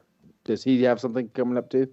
I think anyone that was going to be possibly be on camera during game time was given the option to have their own cleats. Yeah, because even Bill Belichick has a set, and like Jerry said, they're going for big money right now. I was gonna say Currently I think $2,300. there was even some of the newscasters that were there, like the Yes. sportscasters. I believe even they had some too. Yeah, especially designed shoes and. Like obviously they're not cleats, but they're like tennis That's shoes. good. Yeah, I'm pretty sure one of the sideline reporters, she had a nice set of pumps that were specially designed for You her just call cause. them pumps. Well, that's what they're called, right? They may not be. They're called flotation devices. I have never called a pair of heels pumps. Well, there's certain kinds of heels, and pumps are a different kind of heel, right, How Nate? the hell do you know No. the difference? Pumps were those shoes you had back in the early 90s that you had a little basketball thing Oh my god. and you pumped the thing and it blew air into the shoe to make I it remember tighter. those. I had a pair of those. Oh god. Yeah, those were pumps. All right. Moving on. It looks like Aaron Rodgers' Wounded Warriors project. Let's just I throw a want bunch of Mason money Crosby, at stuff. though. How much are his going for right now, Nate? Oh, I have no idea. I just went to the Packers website to see who had what. I was going to say, because are Way you going more to convince than Amanda to what let he you can bid on him? afford. Oh, I'm sure they are. But Mason Crosby's, though, I want those ones. What does Mason Crosby's one look like? I mean, are they like amazing or what? No, I just like Mason Crosby. Yeah. Okay. He's in love. He's secretly in love with him more than. Oh, Aaron it's not Rodgers. secret. Oh, there is no secret about that. All Yeah, right. Mason Crosby's far more handsome than Aaron Rodgers, but his is the locker. The It says "Dream Big" on there. It's got a lock. Oh, I think I saw something about that. Randy Moss had his own. Yeah. Bill Cowher had some. Kids helping kids, I believe, is what it goes with the locker. So it's some kind of kids thing. Even Alex Smith had some in Eli Manning. It was nice to see the cause, like them actually allowed to do this kind of thing. Mm-hmm. I wish they would let them do this more often. I guess it would be a better way to put it. But then probably they wouldn't bring in as much money, I guess, is another way to look at it. So there's a few current players that have the Pat Tillman Foundation as theirs. That's good. Yeah. All right. So Where do next? We're on to Troy Aikman having strong feelings about super teams. What the hell's a super team? So What super the Rams teams, are trying to yeah, do. Basically what the Rams are trying to do, because they went out this past season and signed a whole boatload of high-end free agents or traded for high-end players to try and build a team that was destined. It was Super Bowl or bust, basically. Like Tampa Bay? Like Tampa Bay, yes. No, Tampa Bay had those players and just had a bad QB. Because they did that. And that's why they had those players. Right. I mean, they signed a whole bunch of them when Tom Brady came over there. Yeah, because people are like, well, Tom's going on a new team, and it's going to be warm down there, so I'm going to go like Fournette. The only reason why Fournette is because of Brady. Gronkowski. No, Brown. The only reason Fournette's there is because no one else wanted him. That too. But, so the Rams... Sue around the same time, too? Yeah, I think so. I don't remember. They all Anyway. came around the same time. Yeah, so Fox Sports NFL analyst and former Cowboys quarterback Troy Aikman has his doubts about the LA Rams after his recent struggles. He said, we've talked about it. The all-star teams I've never seen them work in the NFL. I know Washington tried it back in 99, I think. I've just never seen a team that goes out and tries to put together this all-star team and that can win a Super Bowl, much less success. The Hall of Famer believes adding too many outside variables into the mix can be a recipe for disaster. So basically, too many superstars, not enough players. Too many cooks in the kitchen. Yeah. What do you guys think about superstar teams? Do you think that they actually exist in the NFL, or there's just too many players that they were big that people still think are superstars that that these teams trade for, hoping to still have some life in these guys? Well, if it was a Madden game, then yeah, you'd have a superstar team because it would have 99 plus or 98s or 97s. Yeah. I mean, the all Madden teams back in the day.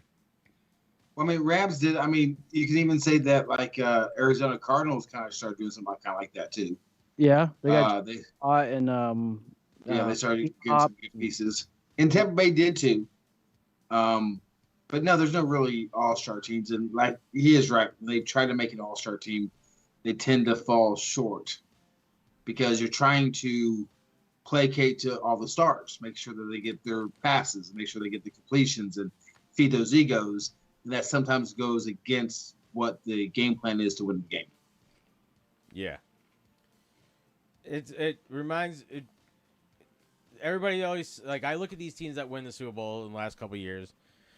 Of course, you had Tampa Bay, who had a bunch of good players, but nobody knew really much about them until Brady got down there, and then they signed a couple more players for cheap money that are on their ways out. Like Sanu, he's been in the league for so long, everybody's surprised they're still playing. But most of these teams that have won the last couple of Super Bowls, not big superstars on there. Maybe one, maybe two, but that's been about it. It's been a lot of no-name players that win, that these teams go to the Super Bowl and just win.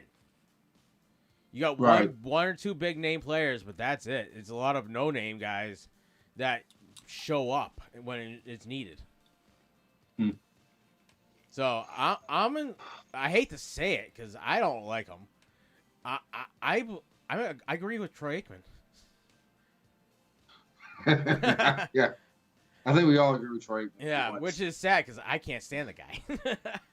I just hate him because he was Dallas QB for the longest time. He's pretty entertaining when he's broadcasting in Denver, though. Yeah. He'll never live that down, at least not in my mind. Oh, no. No. His eyes couldn't open when he was in Denver. All he saw was red. Yeah. All right, so on to the next thing. So kicking in the NFL has been all over the place this year. Hell, he was even all over the place tonight. The first two kicks were missed. Yeah. A kick from Boswell this past weekend was so bad that Tony Romo and the broadcasting team pondered if the ball had been tipped at the line of scrimmage. Nope, no tip or block. just an all-time shank by a kicker that is typically reliable. Chris Broadwell's kick for an extra point went so wide, it went into the stands, and a fan caught the ball, which is unheard of, really, for an NFL extra point kick. Yeah, for an extra point, yeah. Even since they moved it back. Are kickers just having a bad year, or is just kicking getting harder the way the defenses are playing them? No, I don't think it's defenses. I mean, they don't seem to be doing much different. They're not getting to the ball any quicker, to the kicker any quicker. So I don't know what the issue is. I think it's a mix. I think it's the pressure that the pressure coming from the defense is causing the kickers to speed up their process, which is causing them to rush. And let's be honest, kickers are very finicky. If it's not exactly the same every time, it doesn't work well for them. Right. That's true. I also think I compare an NFL kicker to like a NHL goalie. It has to be their way, and if something's not right, everything's off. Yeah. I think it's because back when they had Deflategate, and now all the footballs are deflated to make Tom Brady happy. They're harder to kick. Well, kicking balls is specific for kicking. Yeah, kicking balls are higher PSI to begin with. Yeah. Well, maybe they're deflating those too. So big bad kicks. This year, the kicks are going longer. They just aren't accurate. Yeah. They're too bouncy off maybe they're overinflated. They're too bouncy off the foot. Maybe it's one of those things like they do in the NBA where a lot of teams are doing 3-pointers all the time. These kickers are trying to they do practicing kicks from 45 and 50, and they're not practicing the point after anymore. So they're not used to kicking that. It's so close. I think ever since they moved the point after it put a head case. It put all these kickers on warning, and all of a sudden they're stereotypical. Easy extra points, of easy 2-step 20-yarder, good to go. Now it changed the distance of it, and it messed with all their heads. You're probably right, because right now every time I watch a kicker go to kick, I don't care how far it is. I'm crossing my fingers because I don't know if they're gonna make it. I swear to God, it's like it used to be automatic, and now I'm like, nope. Like when I see a team out there, it's the fourth quarter, they're down by 2. It's 4th and 3, and they're at the 30, and they're kicking the field goal. I'm like, are you stupid? Yes. Go for the first down. Go for every time. I would not have a kicker on my team if I was an NFL coach right now. So the worst part is I've been noticing as we've been talking about this, because we talked about this already this season, where kicking has just been so atrocious. So I've been starting to pay attention to these kicks. If you notice, every right foot kicker, there's more defensive player coming from his right hand side, and they are getting back there faster and faster all throughout the season. So I noticed a lot of these kickers, they're actually lining up their holder slightly to the left of where the ball is snapped. Used to be directly behind, but now they're shifting them more towards the leg and even towards that left tackle. No, more towards the guard than they have ever before. And even then, these defensive players are coming in, and so they're swinging the leg slightly different to try to keep them from catching the ball. Well, see, that makes no sense because there's not that many blocked field goals this year as there's been in opposing years. So why would you change your kicking? No, I think Jeremy has the right idea. They're not blocked, but you notice there's more missed field goals to the left than ever before. Yeah, but you'd figure that would come after people. It's better to have a missed field goal than have a blocked field goal when it comes down to your right.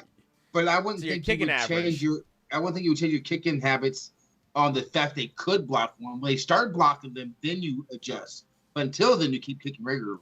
Well, so you gotta remember, kickers are also they also have they're watching that right side if they're right-footed, because the last thing they want is to have somebody land on their leg. Well, yeah, that is true, but I'm just saying. So they're shanking that ball to the left side of the field a lot more than ever before. Like this kick went so far left, it was like, why? How did you kick it over there? He had a seizure when he was kicking. I don't Basically. know. I don't like this. I think that's another thing I don't like. I'm gonna explain something to me, Jeremy, Travis, Nate. Why is it when someone's down by 8, right? They got the ball. They're down by 1 score. They say that. They're not down by 1 score. They're down by 2 scores. They're down by 1 possession. But they're down by 2 scores. They don't That's- count the that- extra point or field goal as a score. Yeah, But it is. the 2-point the 2-point conversion made a difference in the Because Pats game, but they say it's down by one score because in theory, if you score a touchdown and a 2-point conversion, you could tie it. yeah, Yeah, but that's two separate scores. But it's one play. It's not. If But you it's score a still two touchdown, plays. You get. It is, but it's not. It's a given play. It's not. yeah, because It's a stupid terminology. I hate it. I also hate it when they say this quarterback outdueled this quarterback, and no, they did not. This quarterback. They really didn't play each other. Right, they did not. They played. the defense played that QB. Defense. Yeah, Aaron Rodgers playing Tom Brady. Tom Brady outdueled Aaron Rodgers. No, that would be if Tom Brady played the first quarter with the exact same team, the exact same play, and then Aaron Rodgers came in with the exact same plays and the exact same team the second quarter. Who did better? That would be outdoing. Sorry, I didn't mean to. You went on your rants. It's okay.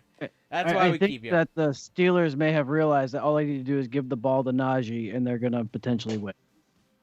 Well, they just picked off Cousins again too. Shut your Oh whore no, mouth. that's not good. We need Gale to win, and I need Nate to lose. We But need anyhow. Smitty to lose. And me to I'm win. I'm gonna lose. I'm gonna lose. Relatively certain about that. All right, so rumor has it that It's because Russell. my name is Smitty Top Nate Bottom, right? No, it's weird. It's very My name will possible. be on the trophy, the belt though, if you win. You know, it's very so if I po- win, both your names would be on the belt, but not mine. It'll be on it's very possible that the top four teams, I'll be number one, and Nate will be number four.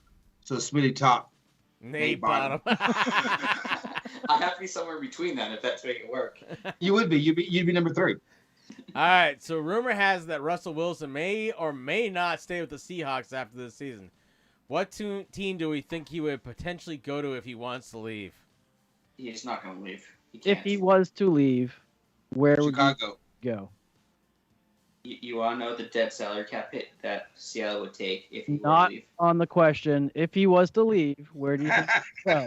But the fact is he's not going to leave because Seattle's If not going to he let him was walk. If he wants to leave. It's in just a, like in a He wants very to leave. It world, doesn't if matter if he was wants. to leave, It's just like Aaron Rodgers. If Aaron Rodgers wants to leave, but guess what? He's still under contract. They're I not didn't letting him walk. wants. I said was. If he, But you said wants to leave. no, your brother. I read that wrong. If you were reading the sheet, it says, "What team do we think he would potentially go to if he was to leave?" Okay, we all know Travis can't read a script. How is Cousins only got 7 I'm gonna do it points? live. Okay. I'm gonna say Carolina. I don't. Pittsburgh. What in the hell was that? All of a sudden, I said Carolina. All I see is they just go like that. I just ended his life. No, Carolina's good. Pittsburgh's a good place. Maybe San Francisco, but I don't think he'd go within the same division. No. You want to know where he'd go? Where? Tell me. New Orleans. Yeah. Yeah, probably. That's what I was gonna Dome. say. Dome, used to a shorter quarterback. Yep. That coach. Yes. Had a short quarterback for how many years straight? Yeah. I think it's- Hall of Famer. And actually, Russell Wilson's slightly taller than him. Exactly. Yeah, I The think you're only right. downfall to your in theory question is he's under contract through 2023, and his dead salary cap hit would be $26 million next year. Oh, Jesus Christ. There's not a team that can do that. Yeah, no.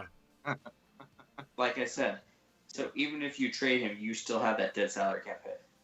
They'd have to restructure something for the trade. So they to could happen. always do an OBJ on him. Yeah, They could try, but the fact is, Cleveland wanted OBJ out. That's why they did that. Where Seattle doesn't want to get rid of Russell Wilson. OBJ. So Obscene blow. So we've talked about the Peyton Manning, the Manning brother cast on. Has anybody actually watched that? I keep forgetting that it's on ESPN too. Every I Sunday. try to, I can't. I don't forget. I just don't like either one of them. Preach, Gail. I don't watch it either. I don't. You and I have another obligation or arrangement going on Monday night, so we don't really watch football at all. All right, so yeah, you missed probably the boringest game ever played. Yes, it was a good game. It was just old school. I loved it. It was so the very funny old part school. is Brian Billick, old was he the Baltimore's coach back in the day? He went through and actually evaluated the plays the Patriots were running, and they were running the same thing from one side to the other, back to back to back to back to back to back to back plays. Yeah. And Buffalo was literally It was the one of same those play stop flips. me if you dare. Okay, same thing off the side. Same thing off the side. Yeah. All right. So Peyton Manning, he usually tries to talk to the QBs that are playing Monday night, so that way he can get some like background information, some kind of stuff, anything from him. So the Patriots shot down the very routine request from him this prior week, prior to the Monday Night Football game win over the Bills, and it wasn't like they just like blatantly said no. He contacted Mac Jones himself, and Mac Jones says, "Well, I tried to talk." He goes, "I tried to talk to Mac Jones. He was very respectful." Peyton said during the telecast, he said, "Peyton, I want to do it, but can you call our PR director, Stacey James, because he kind of has to oversee all things." I said, "No problem. I called Stacey, and he was very professional and says."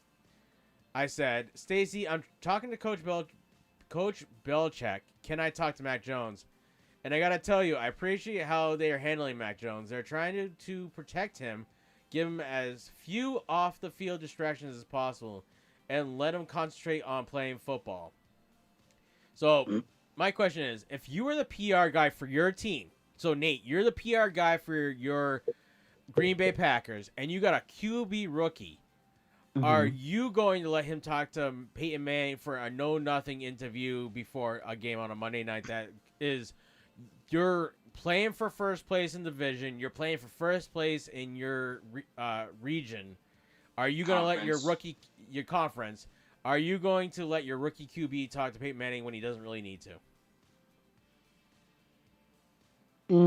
That was a loaded question if I ever heard one. Well, because Nate doesn't like the Patriots, so I had to put him in the seat that he's the guy that has his quarterback.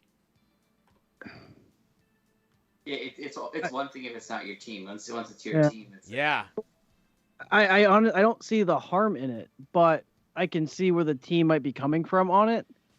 Ultimately, it depends on the character of the kid. I mean, he's performing at a level of a pretty solid NFL quarterback. So why wouldn't you let him play that role? Maybe you give him a script, and it's strictly on, like, if he asks you a question like this, your answer will be, yeah, we work really hard, we're doing this. I would train him and prepare him. He's been well trained. I listened to his interviews on the afternoon show on Monday. This week on Tuesday because it was a Monday night game. But usually he's on Monday afternoons on EEI. And he's very well trained on how to do it, but it was one of those that because it's Peyton Manning, maybe? No, I think it's because it's ESPN.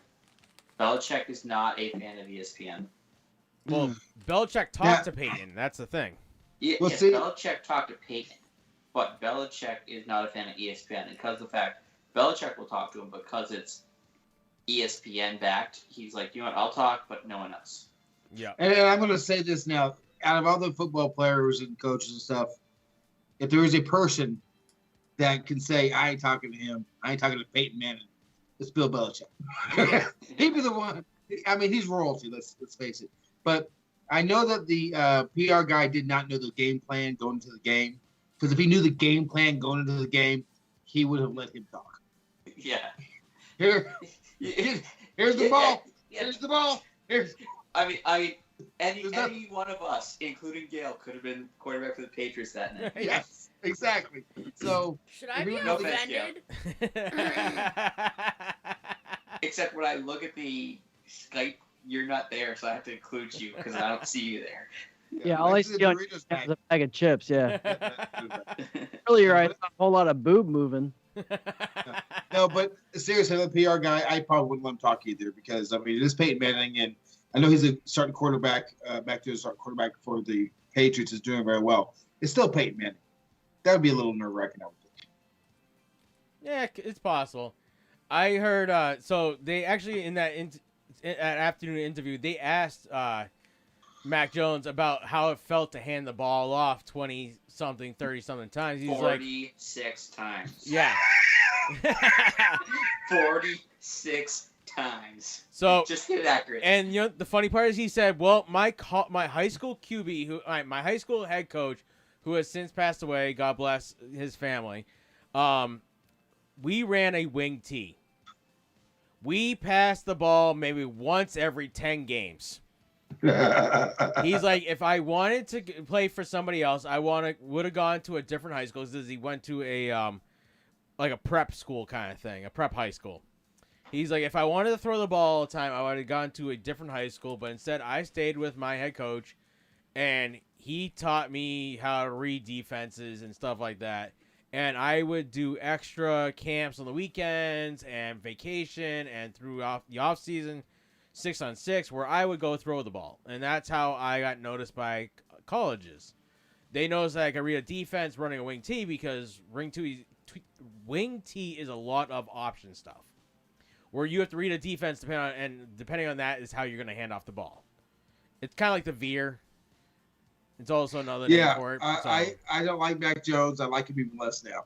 I could have went to whatever college I want to because I have so much money. No, high school. No, screw you, dude. High school, yeah, not a college. Yeah. Okay, that's fine. I can't choose my high school. Well, but you know what I mean. It's like one of those. He could have gone to a different high school if he wanted, but no, he stayed with the coach that he knew he could learn the most from. You know what? I don't hope he gets a broken leg or a broken arm or anything. I hope he gets a broken spirit. That's what I hope his spirit gets crushed. You want to get left with the altar? Goes out there as a starting quarterback. He realizes he's losing, closer and closer to losing his bet. Sounds like Smitty wants him to have just failed marriage after failed marriage after failed. I do. Just like Smitty did? Yes. I want his name to come up on the flight manifest to the island that what's his name? He wasn't old enough for that yet. That's my point. Oh my God! Well, That's just wrong. Just look at it this way: Tom Brady's one more ex-marriage away from playing another 10 years of football. True, it's true. She approved to 60. So last but not least, wait, before we get to that, have you seen the commercial for Battlefield, like the new Battlefield video game? It has I think it's like 2042, and it's a picture of Tom Brady, NFL MVP. Yeah. All grayed out and everything. Well, that's the going joke. Everything with him. He's gonna play it. He's gonna play it to your grandkids. Grandkids are playing in the NFL. Well, I mean, think about it. He's already playing with Asante Samuel's kid, Zertan's kids. Yeah. There's a few. He others. is playing with the same people's kids that he started playing with their parents now. Well, some of them he started his career before they start theirs, and he's still playing. Their kids are now in the NFL. Yeah. They aren't. So last but not least, the Detroit Lions. You know, our favorite team in the whole wide world.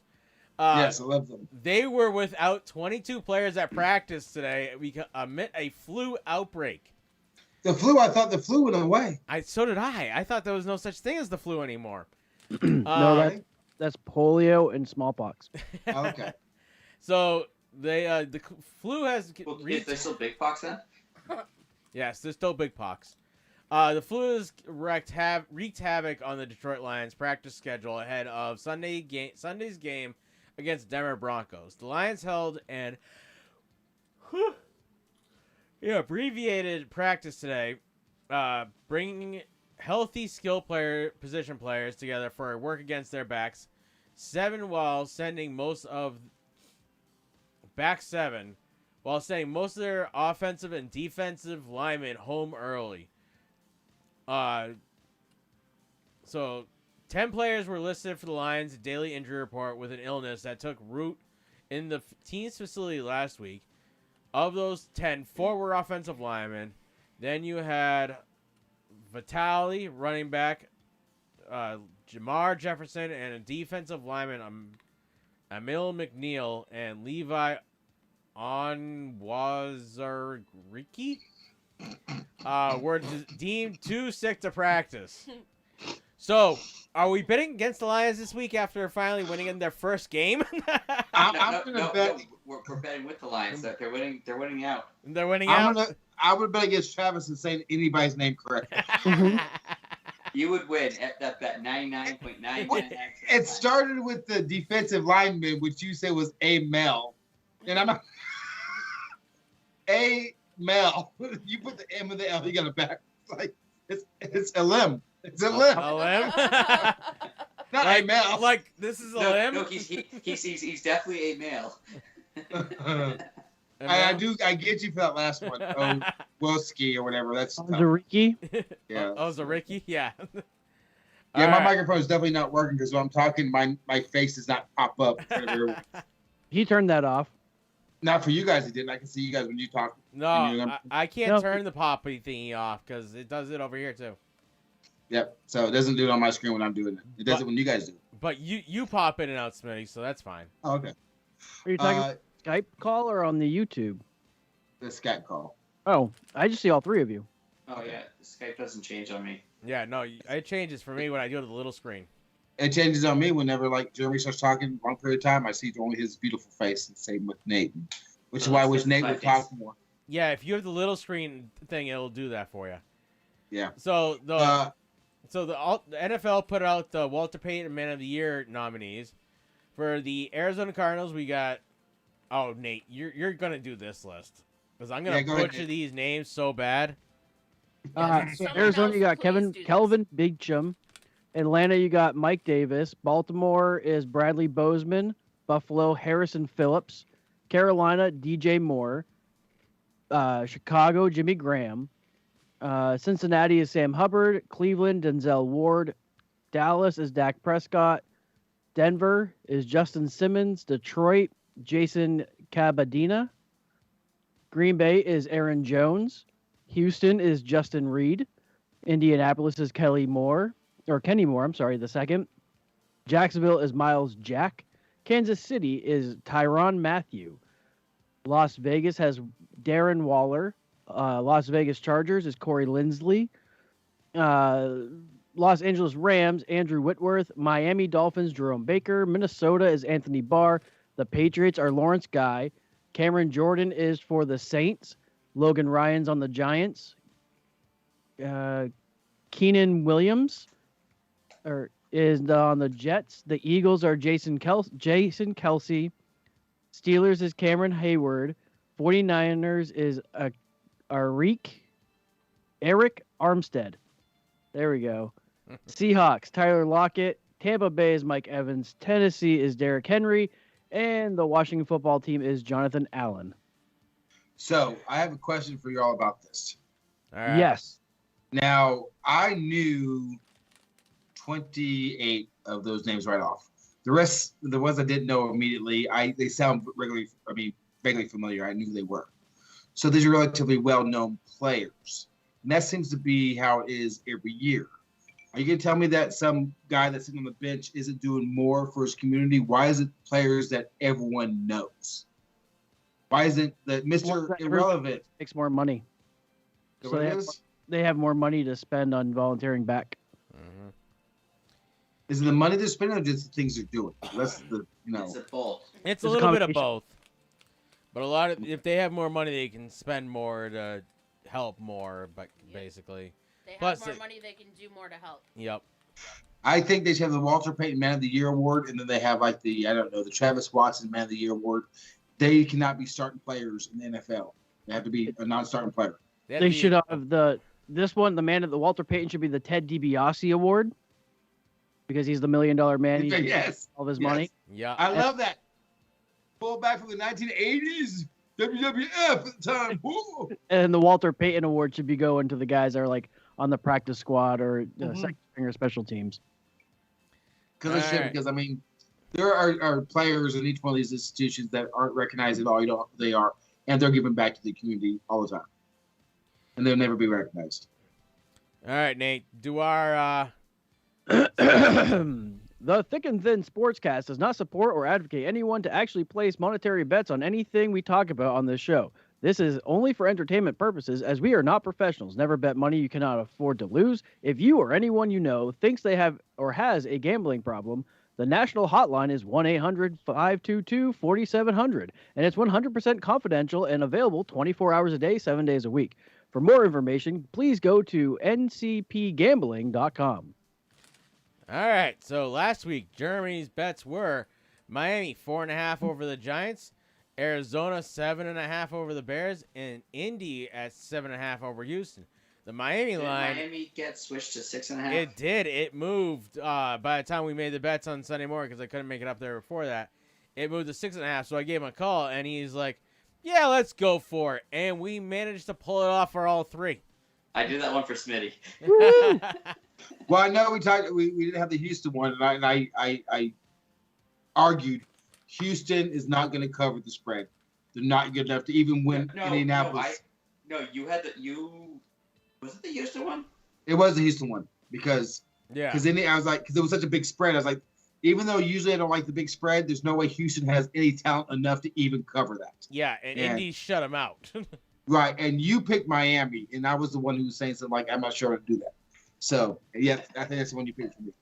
Because I would. And then I even doubled down on it by going 2 more points higher. Yeah, because I saw the spread, and I was like, Jeremy, are you sure you want to do this? That was the game that went up 2 points, 6 Yeah. points. Yeah. Oh my! And you still bet it? Yeah. Now that is a flex. That is a flex. That's ballsy. Thank you, Jeremy. I love you. And it's a good thing we did because we won all 3 of them. It was one of those that we should have parlayed those, but if we had parlayed, we probably would have lost. That's brilliant. Yeah, I went the ultimate flex Miami by 6.5. Yeah. Good. I wouldn't have the guts, man. The Dolphins appreciate it. That's a good bet. That's a more ballsy bet than my Houston Indy. But that was ballsy as hell, man. Oh yeah. So this week, what do you got, Jeremy? Okay, so this week's hard. There's a lot of big spreads everywhere you look this week. Oh yeah. Well, no, I mean like you're looking 8 and over on probably more than half the games. Ned's gone. Yeah, I'm still here. Don't worry. Oh. He went invisible. Are you really putting these 10-point spreads on here? That's what I'm talking about. Oh my god! God, I hate it. And wait, ready? Hold on, wait. This one is for Nate. Oh my god, the Packers. For what? Wow. 12.5 over Bears. Oh. Are they at the Bears? They're at Green Bay. I don't think they've ever gone that high. Oh my god! The Bears just went back to Justin Fields. Oh. I feel more comfortable about that. That's going to change to like 16. I feel more comfortable about the Packers spread than I do the Broncos Detroit spread. Yeah, so that means I should probably head up there tonight to make sure these things don't move too much. Yeah. But Detroit does have 22 people on the flu, so yeah. I was gonna say, 10-point spread is not too bad. The one that worries me is the Giants. The Giants worried me too. What are you thinking? The Giants run their third-string quarterback. This is true, and the Giants' defense is pretty good though. And Chargers are up and down. Yeah, the Chargers are up and down. They were down last week, so hopefully they're up this week. Yeah. Well, the issue is my other issue is like any of the good games that I want to watch. What's going on? So, like the Cowboys-Washington game, 4.5 points. That's a toss-up game to begin with. It is. Jags Tennessee is at 8, and let's be honest, Tennessee hasn't been playing well the past 3 weeks. And their defense ain't playing well, and yes, and they have no offensive. Oh my God, that's too tight. That's too. And then Seattle Houston's 8.5, and let's face it, Seattle hasn't been playing well recently. I would take that over personally over the any of those. Didn't the Giants just pull the quarterback from Buffalo's practice squad? Yeah. Yeah, he's likely to start. Yeah, I like the Giants chart. I do not like the Detroit game. I do not like the Bears game. Nothing against Packers, but it's still that game. It's the then the Chiefs are favored by 9.5 over the Raiders, and that's Jesus. in division. Yeah, that's an in-division game, so it's like that could be a blowout or it could be a tight game. Yeah. That's the Packers-Bears problem. And the thing is, that's the oldest rivalry in sports. I don't give a damn. And the Packers could be killing everyone and have a 45-game win streak, and the Bears could have lost every game since 1992, and the Bears would figure out a way to beat them at Lambeau Field. I don't know why. Am I wrong? Am I wrong, Nate? No. It's similar to the Patriots Dolphins. And then the Saints Jets is 5.5. I can't do that. Oh my God, I'm done. I can't bet any of these games. You all decide. Atlanta Cleveland's a pick 'em. Yeah. Baltimore Cleveland's 3. Can't do that either. No, I can't bet that. San Francisco versus the Bengals is 2. Yeah. Oh wait. Wait. Who Bengals 2? San Fran by 2. Who's I think home? the Bengals are at home. I would. That's so 2 points though. Jesus, I would probably take. That all depends on what's his name playing too for San Francisco. I would take San Francisco with the 2. I think. But that Bengals team is one of those teams that's Jekyll and Hyde every other week too. Yeah. This is why I don't play bet games because of this crap right here. Because this kind of week, these are all impossible. And then Monday, Rams Arizona is a 2-point game too, which I honestly considered going Arizona -2. Yeah, I would. I mean, I feel comfortable with Arizona. But that's one of those games where it could go either way. Yeah. You're right. The Rams could easily become the team that we expect them to be and lose by 1. Yeah. They're good at that. Arizona's winning that game. They are winning that game, but they can win it by more than 2 points. They can win it by a field goal. That's the question. Yeah, they're going to win by 7. Oh. You know what? You and I need to have a bet offline. Another tattoo bet? I think the Rams will definitely well cover that. You mean Arizona? Yes, thank you. Arizona. The question is, how much do we have sitting in our current pool? We have. We won last week, so we Yes. should be. Well, I did have to add money there a couple of weeks ago because otherwise we wouldn't have had enough to cover everything. Let's see. What do we have?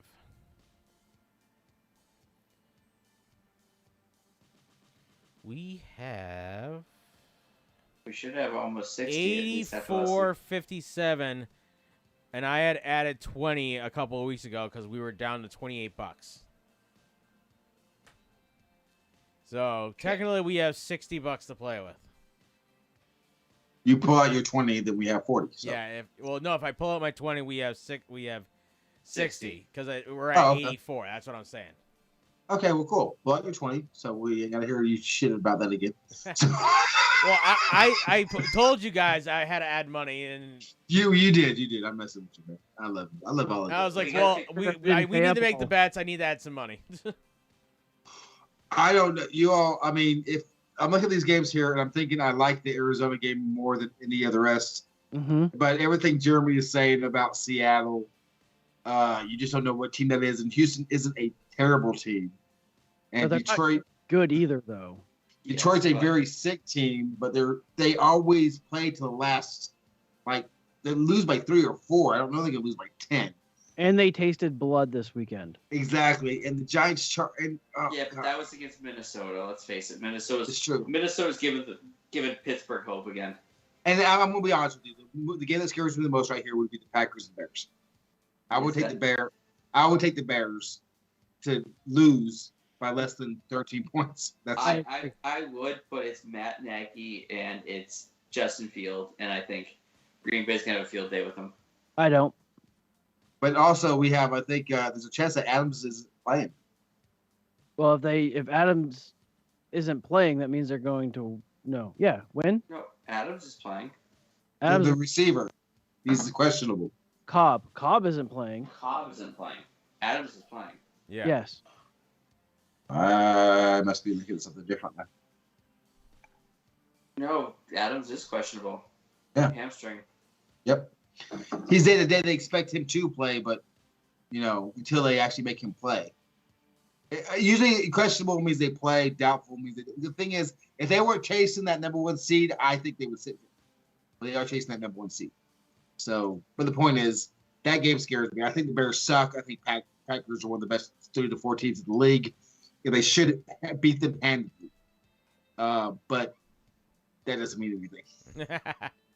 So wait, the question is, do we finally get the Packers-Patriots Super Bowl we wanted a rematch of for so long and never got? I tell you right now, if that's the case, the Patriots aren't going to want that.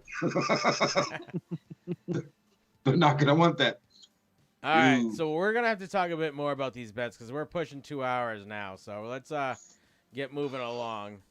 Let's do the top 20 for the standings, and we'll start with... Just do the top 15. All right, top 15. Top 16. All right, the top 15. Miami Dolphins, San Francisco is 14, Tennessee is 13, Baltimore 12, the Bengals are 11, 10 are the Chargers, 9 is the Colts, 8 is the Rams, 7 is the Bills, Cowboys are 6, Chiefs are 5, Patriots are 4, Buccaneers are 3, Arizona is 2, and Green Bay Packers are 1.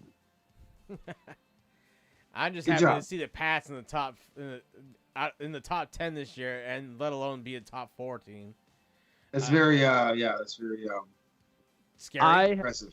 I absolutely have to give Smitty the utmost credit for the legend on the bottom of Week 14 here.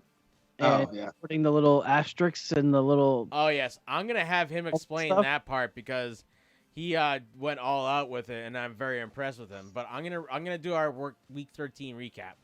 Yeah, he overachieved for the first time in his Yes. This is what happens when Smitty retires. So the number one Dolphins beat the number 5, the implication, 216.07 to 206.08 in a closer game than I expected. Yeah, and he did it without even trying.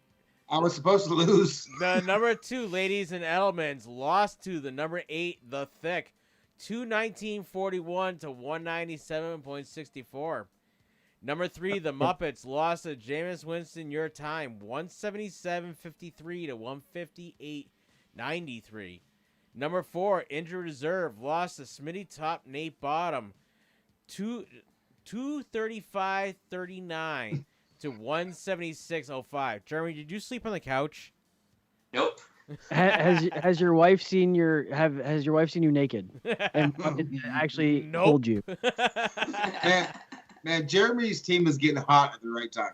He's scared. And the number 9, Lieutenant Dan's Magic Legs, beat the number 10 Purple Cobras, 216.48 to 192.05. You know what the scary part is? The whole entire time I'm watching my game, and I'm like, I have to win. Because if I don't win by a certain amount if I lose by a certain amount of points, Chris is going to be in the number 8 spot, and I ain't going to be out of the top 8. I just have to I think we have to test Jeremy for blood doping. Should be that high. All right, Smitty, you're going to have to explain your little thing and not spend too much Well, time should on it. I break down the rankings and the everything first? You can break it down a little bit, yeah. Okay, well, it's Week 14. Number 1 Dolphins are playing number 4 Smitty Top, Nate Bottom. The Dolphins are 9-4, and Nate or Smitty Top, Nate Bottom 7-6. Dolphins are, if we win, they're in, and they are also eliminated from the SACO, which means no matter what, Dolphins can lose the rest of the games, and no matter what happens to everything else, they will never play for the SACO. They cannot. They can play for the championship, but they're not going to play for the SACO. Number 2, Ladies and Gentlemen, is playing the Implications, 8-5 versus 7. Implications are 6-7. Ladies and Gentlemen is eliminated also from the SACO. They cannot play in the SACO. They are too good. The Muppets, who are number 3 at 8-5, is also playing. Number 9, Lieutenant Dan's Magic Legs at 5-8. The Muppets will never play for the SACO, but they, of course, can still make it the championship game. The little plus there next to Lieutenant Dan's Legs means they're eliminated from playoffs. Now, technically, mathematically, I will say they're not eliminated, but they are so far behind in points total that even if they win out and every other team loses out like they have to, and everyone ends up with a tied record, they would have to outscore the number 4, who would end up being the number 4 team, by at least 60 points a game for the next 2 games to actually make that 4 slot. They're just not going to do that. That would be like Jeremy most likely going to be the one with the points. That means that Jeremy would have to score 200, while Lieutenant Magic Blaze would have to score 260, and then that would have to happen again. And that's not going to happen. So I eliminated them from the playoffs. But they also are in the Sacco tournament because they are in the Sacco tournament. They just are going to be one of the bottom 4 teams. Jameson wasting your time, which is number 5, 7-6, playing the Thick, who is 5-8. Nothing going on there. Thick needs to win out to even have a shot, but because he has as many points as he needs to have to actually take the 4th slot. He's only 20 points behind you guys with the 7-6 record, if it ends up that being that way. Number 6 is injury reserve, 7-6, playing Purple Cobras, who is 3-10, number 10, and they are definitely in the Sacco. They have no choice but to be in the Sacco, and they are definitely eliminated from playoff contention. Yet they can't play spoilers for injury reserves, and of course, when they play next week against, I forget who they play. But yeah, so that's what those are for. So, now, if I'm not mistaken, last season wasn't the team with the worst record was the one who got the trophy, correct? Yes. Yes, because you didn't do a playoff thing. Right. So isn't that still Purple Cobras at period? Right now, if Purple or Cobras, unless Lieutenant Dan's Magic Legs loses his next 2. Yes. Well, no, because you have 2. There's a Playoff. There's a playoff slot. There is. Yeah, but I don't think they go into a playoffs. No, the bottom They do. 2 don't have a playoffs. Right. So There's a playoff. No, there's a 1 through 4 and a 5 through 8, but Nate never fixed it, so 9 and 10 would play in a playoff spot. Hang on. Yeah, there is. It's called the Constellation Semifinals. Right there. Yeah, but those 2 teams aren't in it, are they? Yeah, the top 4, the bottom 4. They will That's be. only 8. There's only There's 8. ten- We got 10 there's 10 teams. teams. Right. So there is no Sacco tournament. It's the team Oh. worst record is the one that gets it. Yeah. Okay, so the bottom 4 is for the number 8 through number 5. Correct. Oh, well then forget this thing I put up here. We talked about it earlier. I was like, oh, all right. There's no tournament. It's just that those 2 are the 2 teams that are available for the Sacco. Yeah. The thing is, essentially Purple Cobras is the next name on the trophy. Unless yes. Lieutenant Dan just Or totally the Thick. Right, if Purple Or the Cobras Thick. win 2, The yes, Thick if Purple still Cobras gonna win 2 in a row, yeah, The- Thick. So Purple Cobras is under 12 points behind the Thick. Right. Yeah. So if Thick loses both their games, Legs lose both their games, Cobra wins both their games, they are going to be 5-8 together. It's going to be a point spread at that point in time. Yeah. Yeah, that would mean that Purple Cobras has to win every game here on out as well. And Purple Cobras, according to what I've looked at, they are going to win every game from here on out. Oh. And the Thick is going to. They play me next week, so Yeah, they're going to beat you next week. possibly, probably. And if they do, that it's probably not going to matter to you because no, I'm sorry, Gail. I'm sorry, but when we get around, you're not winning another game. And I'm not winning another game. But for me to be out of the top 4, I have to obviously lose both games. But I have to lose by such an amount because I'm like 180 points ahead of everyone. Yeah, something like that. All right. All right, let's get to our picks left from last week. Mm. So our overall, something happened here. Our overall winner for the week was Bromanda and me with 9 correct picks last week. Then we had Smitty, Mo in second, and Jeremy, Gail, and Nate coming in third. It was 7 corrects. Did you ever take time to figure out? I did figure out the standings before we got on here today. What happened to one of us at least getting 10 wins? We haven't done that in forever, seems like. That was... I thought I had 10 a few weeks ago. Yeah, week 11, Jeremy had 10 wins. That was 3 weeks ago. Well, that's a long time. Well, the issue is there's only 14 games a week right now. Yeah, because we had the Panthers, the Browns, the Packers, and the Tennessee Titans on a bye week last week. So the Dallas Cowboys went to New Orleans and won, 27-17. The Indianapolis Colts went down to Houston and won 31-0. The Minnesota Vikings went to Detroit and lost 29-27. The New York Giants went to Miami and lost 20-9. Tampa Bay Buccaneers went to the Atlanta Falcons and won 30-17. That was a close game in the first quarter. Yeah. The Philadelphia Eagles went to the New York Jets and won 33-18. The Arizona Cardinals went to the Chicago Bears and won 33-22. The Los Angeles Chargers went to Cincinnati and won 41-22. Yeah. Jacksonville Jaguars went and visited the Rams. They lost 37-7.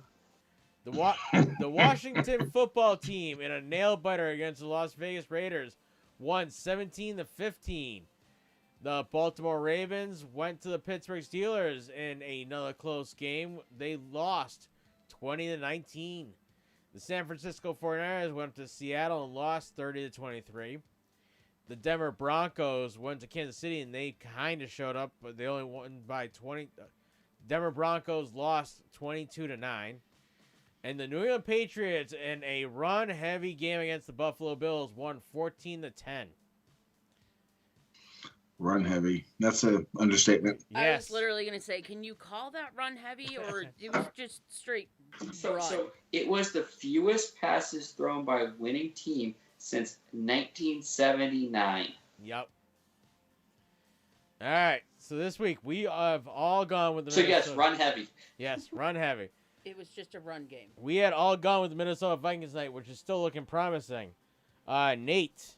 It was looking promising until Pittsburgh just scored. Yeah. Yeah, it's now an 8-point game. Shut up. So now we got Nate. You got the pick. Pittsburgh Steelers are going to the New York Jets. No, they aren't. The Saints. Oh yeah, sorry, the New Orleans Saints. The Saints still have a chance, right? Yes, they do. Well, they got a chance that they're better than the Jets at least. No, I'm saying they have a chance to try to get into the playoffs. Yes, I think so. Yeah, I'm going with the Jets. Going with the Jets. I am going to go with the New Orleans Saints. What the hell? Not the Pittsburgh Steelers? Not the Pittsburgh Steelers. All right, Jerry, where are you going? I'm going with the Saints. Smitty. What are the teams? Saints and who? Saints and Jets. Oh, Saints Jesus. at Jets. I gotta go with this. Oh, I hate life. And they're playing at New Orleans. At Jets. At New York. Oh, Jesus. Nate said, fuck it, I'm going with the Jets. So Flip. Where's your quarter, Smitty? Flip it. But the thing is, Philadelphia crushed the Jets. I'm going to go New Orleans. You're going to go New Orleans. Nate, do you have Amanda's picks? No. I like your sweater, Nate, by the way. Thank you. I think it's very keeping me nice. warm. Gail, the New Orleans Saints are going to the New York Jets.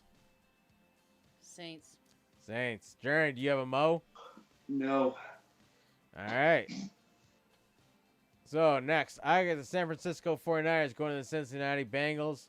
They've been so up and down, and last week was a down, so I'm going to go with the Bengals as an up this week. Jerry, where are you going? I'm going with the Niners. Smitty? Reminds me of Super Bowl 1982. They played each other. I like the Bengals. Let's go with the Bengals. Yeah, We're going to go with the Bengals. Gail? Who is it? 49ers at Bengals. I'm going to go with the Bengals. Going with the Bengals. Nate? I agree. Bengals. Y'all, you sheep. All right, Jeremy. You got the Atlanta Falcons at the Carolina Panthers. This is an awful game. Anyone who doesn't watch this game, that's who wins. Yes. I'm going to take Atlanta. Smitty? I'm looking for my coin. You flipping your coin? Heads, I'm tails, going win with, you. Heads, I win. Tails, you lose. Pretty much. I'm going to go with Carolina. Carolina. Gail, where are you going?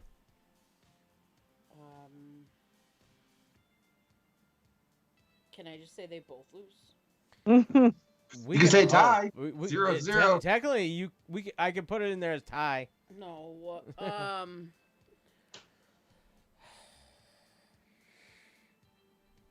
the Falcons and the Panthers. Yeah. Ew. Yeah. I'll go with the Falcons, I guess. Falcons. All right, Nate, where are you going? I am also going with the Falcons. Stop copying me. The funny part is I've been looking at them since I started this problem. The Seattle Seahawks are going to Houston Texans, Smitty. Who'd you go with on the Carolina game? He picked the Falcons. I went with the Falcons. I'm alone. He definitely glossed right past that. Yeah, he did. Yeah. What was my game? Seattle Seahawks are going down to Houston. Seattle. Gail?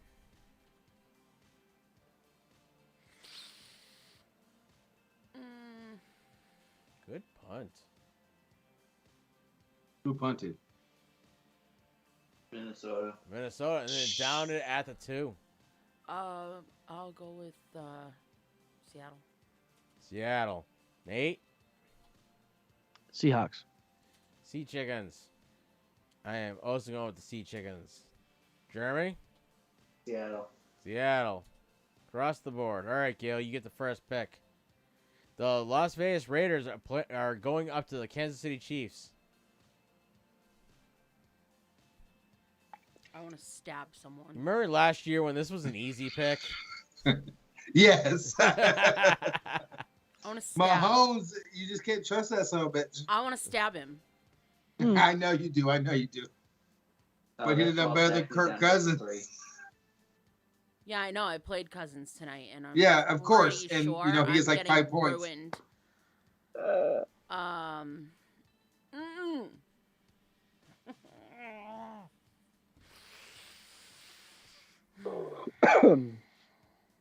It sounds like she's going with the Chiefs. So in one of my fantasy leagues, I have Jefferson and Cook playing right now. Cook has 35 points. The stupid Chiefs. Gonna go with the stupid Chiefs. All right. Nate, where you going? I am going with the Las Vegas Raiders. Chiefs are at home. I'm gonna go with Chiefs. Stupid Chiefs. Jeremy.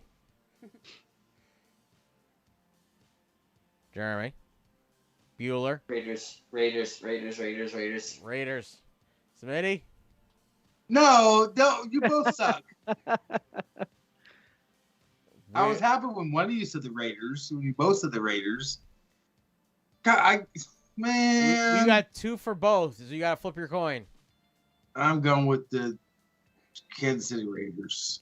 I'm going with the Chiefs. Go with the Chiefs at home. Stupid Chiefs. Hey, I just want y'all to know something. Before tonight's game began, I was supposed to score 193 points. My friend over there, Jeremy, was supposed to score 220. He's now scheduled or projected to score 217. So he's lost 3 points already. All right.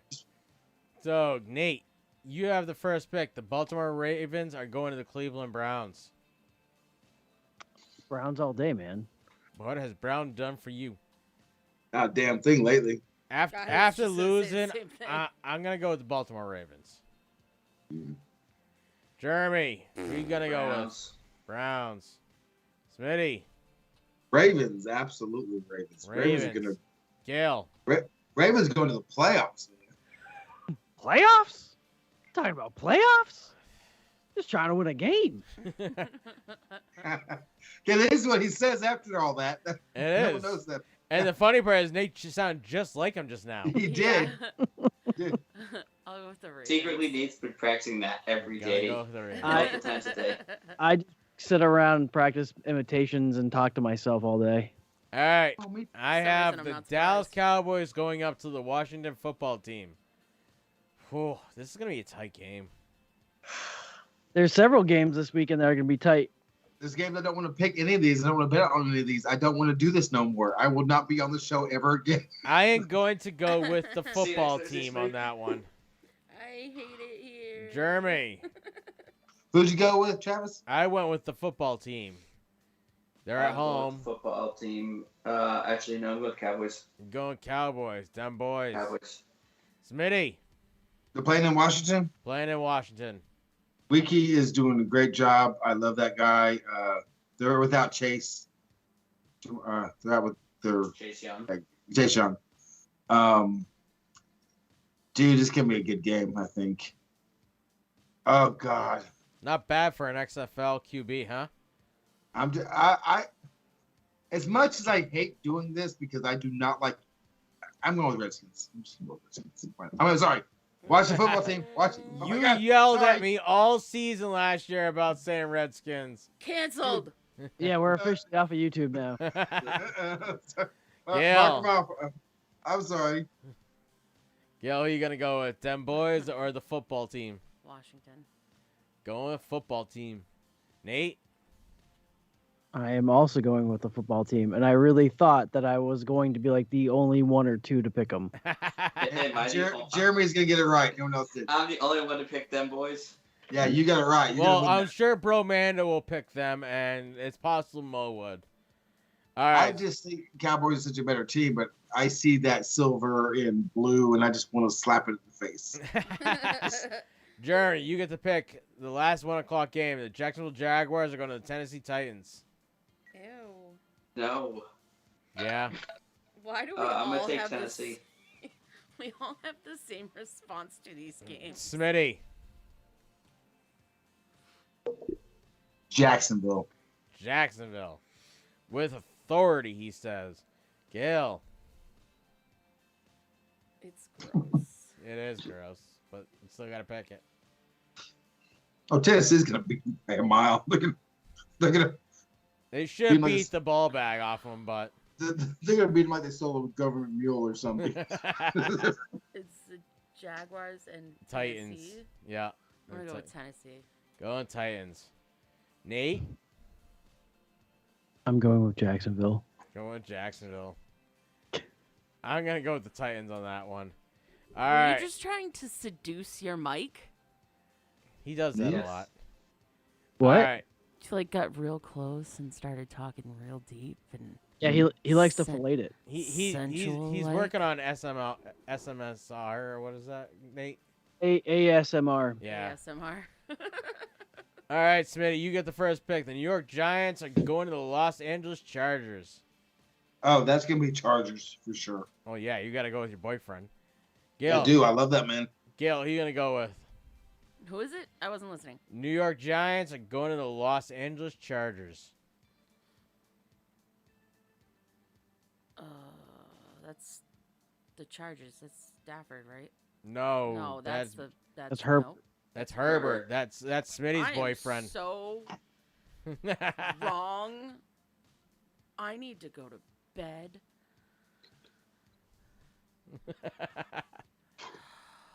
Smitty, No, first you need to answer who you're gonna pick. I'll go with the Chargers. Chargers. You're forgiven, Muppet. You're forgiven. Nate. I am Still also going punching with you the in the Chargers.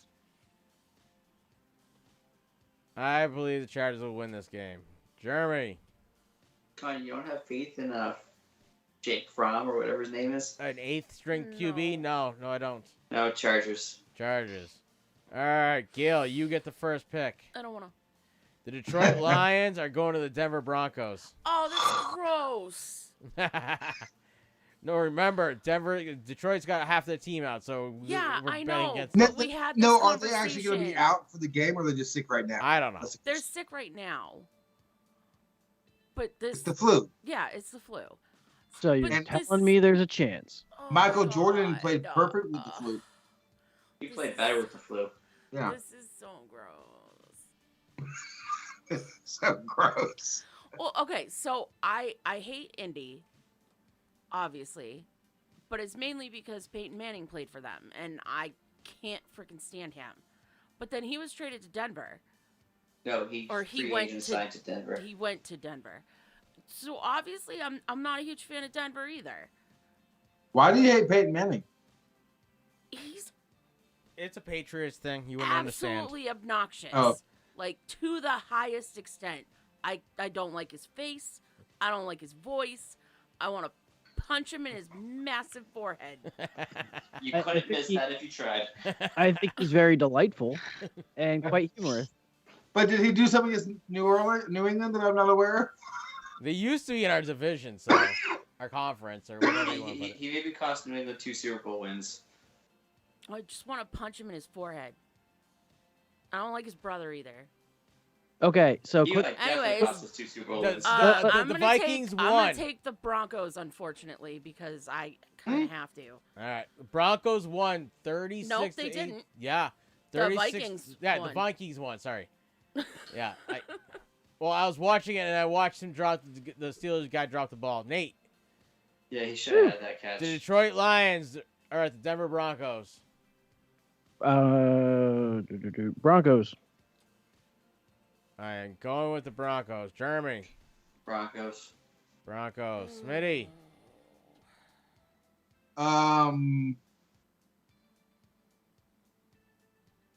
How can I go against Denver? I'm going with Denver. Gotta go Denver. Go Lions! Go Lions! But I'm picking Denver. All right, Nate. You got the Buffalo Bills. Why does this feel backwards? Because I'm pretty sure Tampa's going into Buffalo, right? Because you have your underwear on. They're in Tampa. They're in Tampa, so the Buffalo Bills are going down to Tampa. Buffalo. Okay. I'll go with Tampa. I figured you would. Jeremy. Tampa. Smitty. Buffalo. Okay. Gail. Tampa. All right. Next. I don't know why you seem so surprised that we went with Buffalo. Because I hate Tampa. Because they haven't played a good game in the last 6 weeks.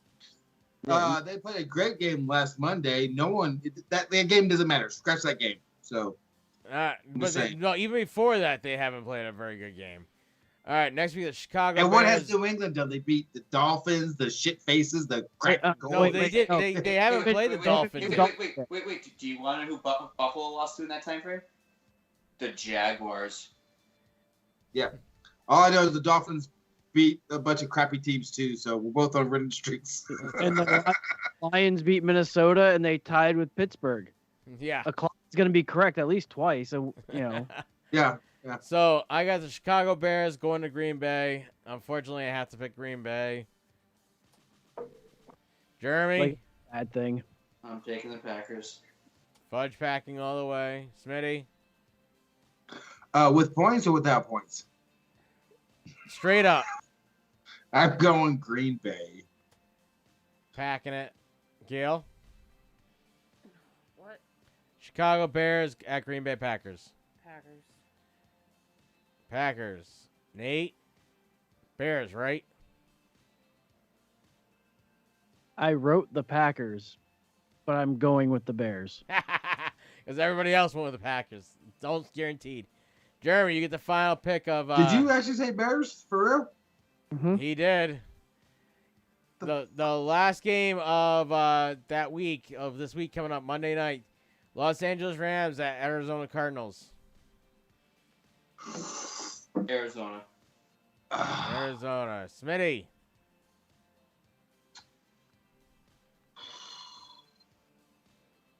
That's really a harder game than I was thinking it was. Mm-hmm. I mean, remember, super teams don't win. No, so. it's a hard game. I mean, I don't know if Arizona's going to win by 3 or by 30. But Arizona, I think Arizona's the best team in the league. Well, as long as they win by at least 3, we're okay. I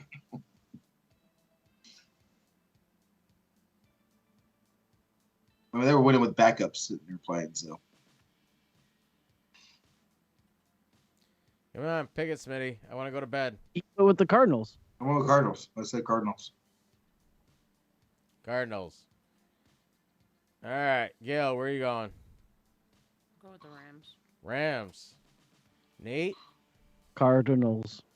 Cardinals. I am also going to go with the Cardinals on that one. Smart man. Next, we got. So, who was the last one to pick? So, that would have been Drake. Smitty, you get the first one. Kansas City Chiefs at the Los Angeles Chargers. Chargers. This game sucks. You need this week's game to show you. Yes, I've been saying that since we started this thing. All right, Some Gail. of them matter, some of them don't. Kansas City Chiefs at Los Angeles Chargers. I said Chargers if you didn't hear me. Gale's up. Chargers. Chargers. Nate? Chargers.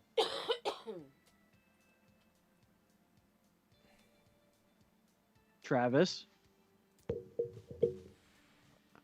I'm going to go with the Chiefs. Jeremy? Chiefs. Chiefs. All right. And that is that. All right. Bye, everybody. Have a good Good night. night, everybody. That's all, folks.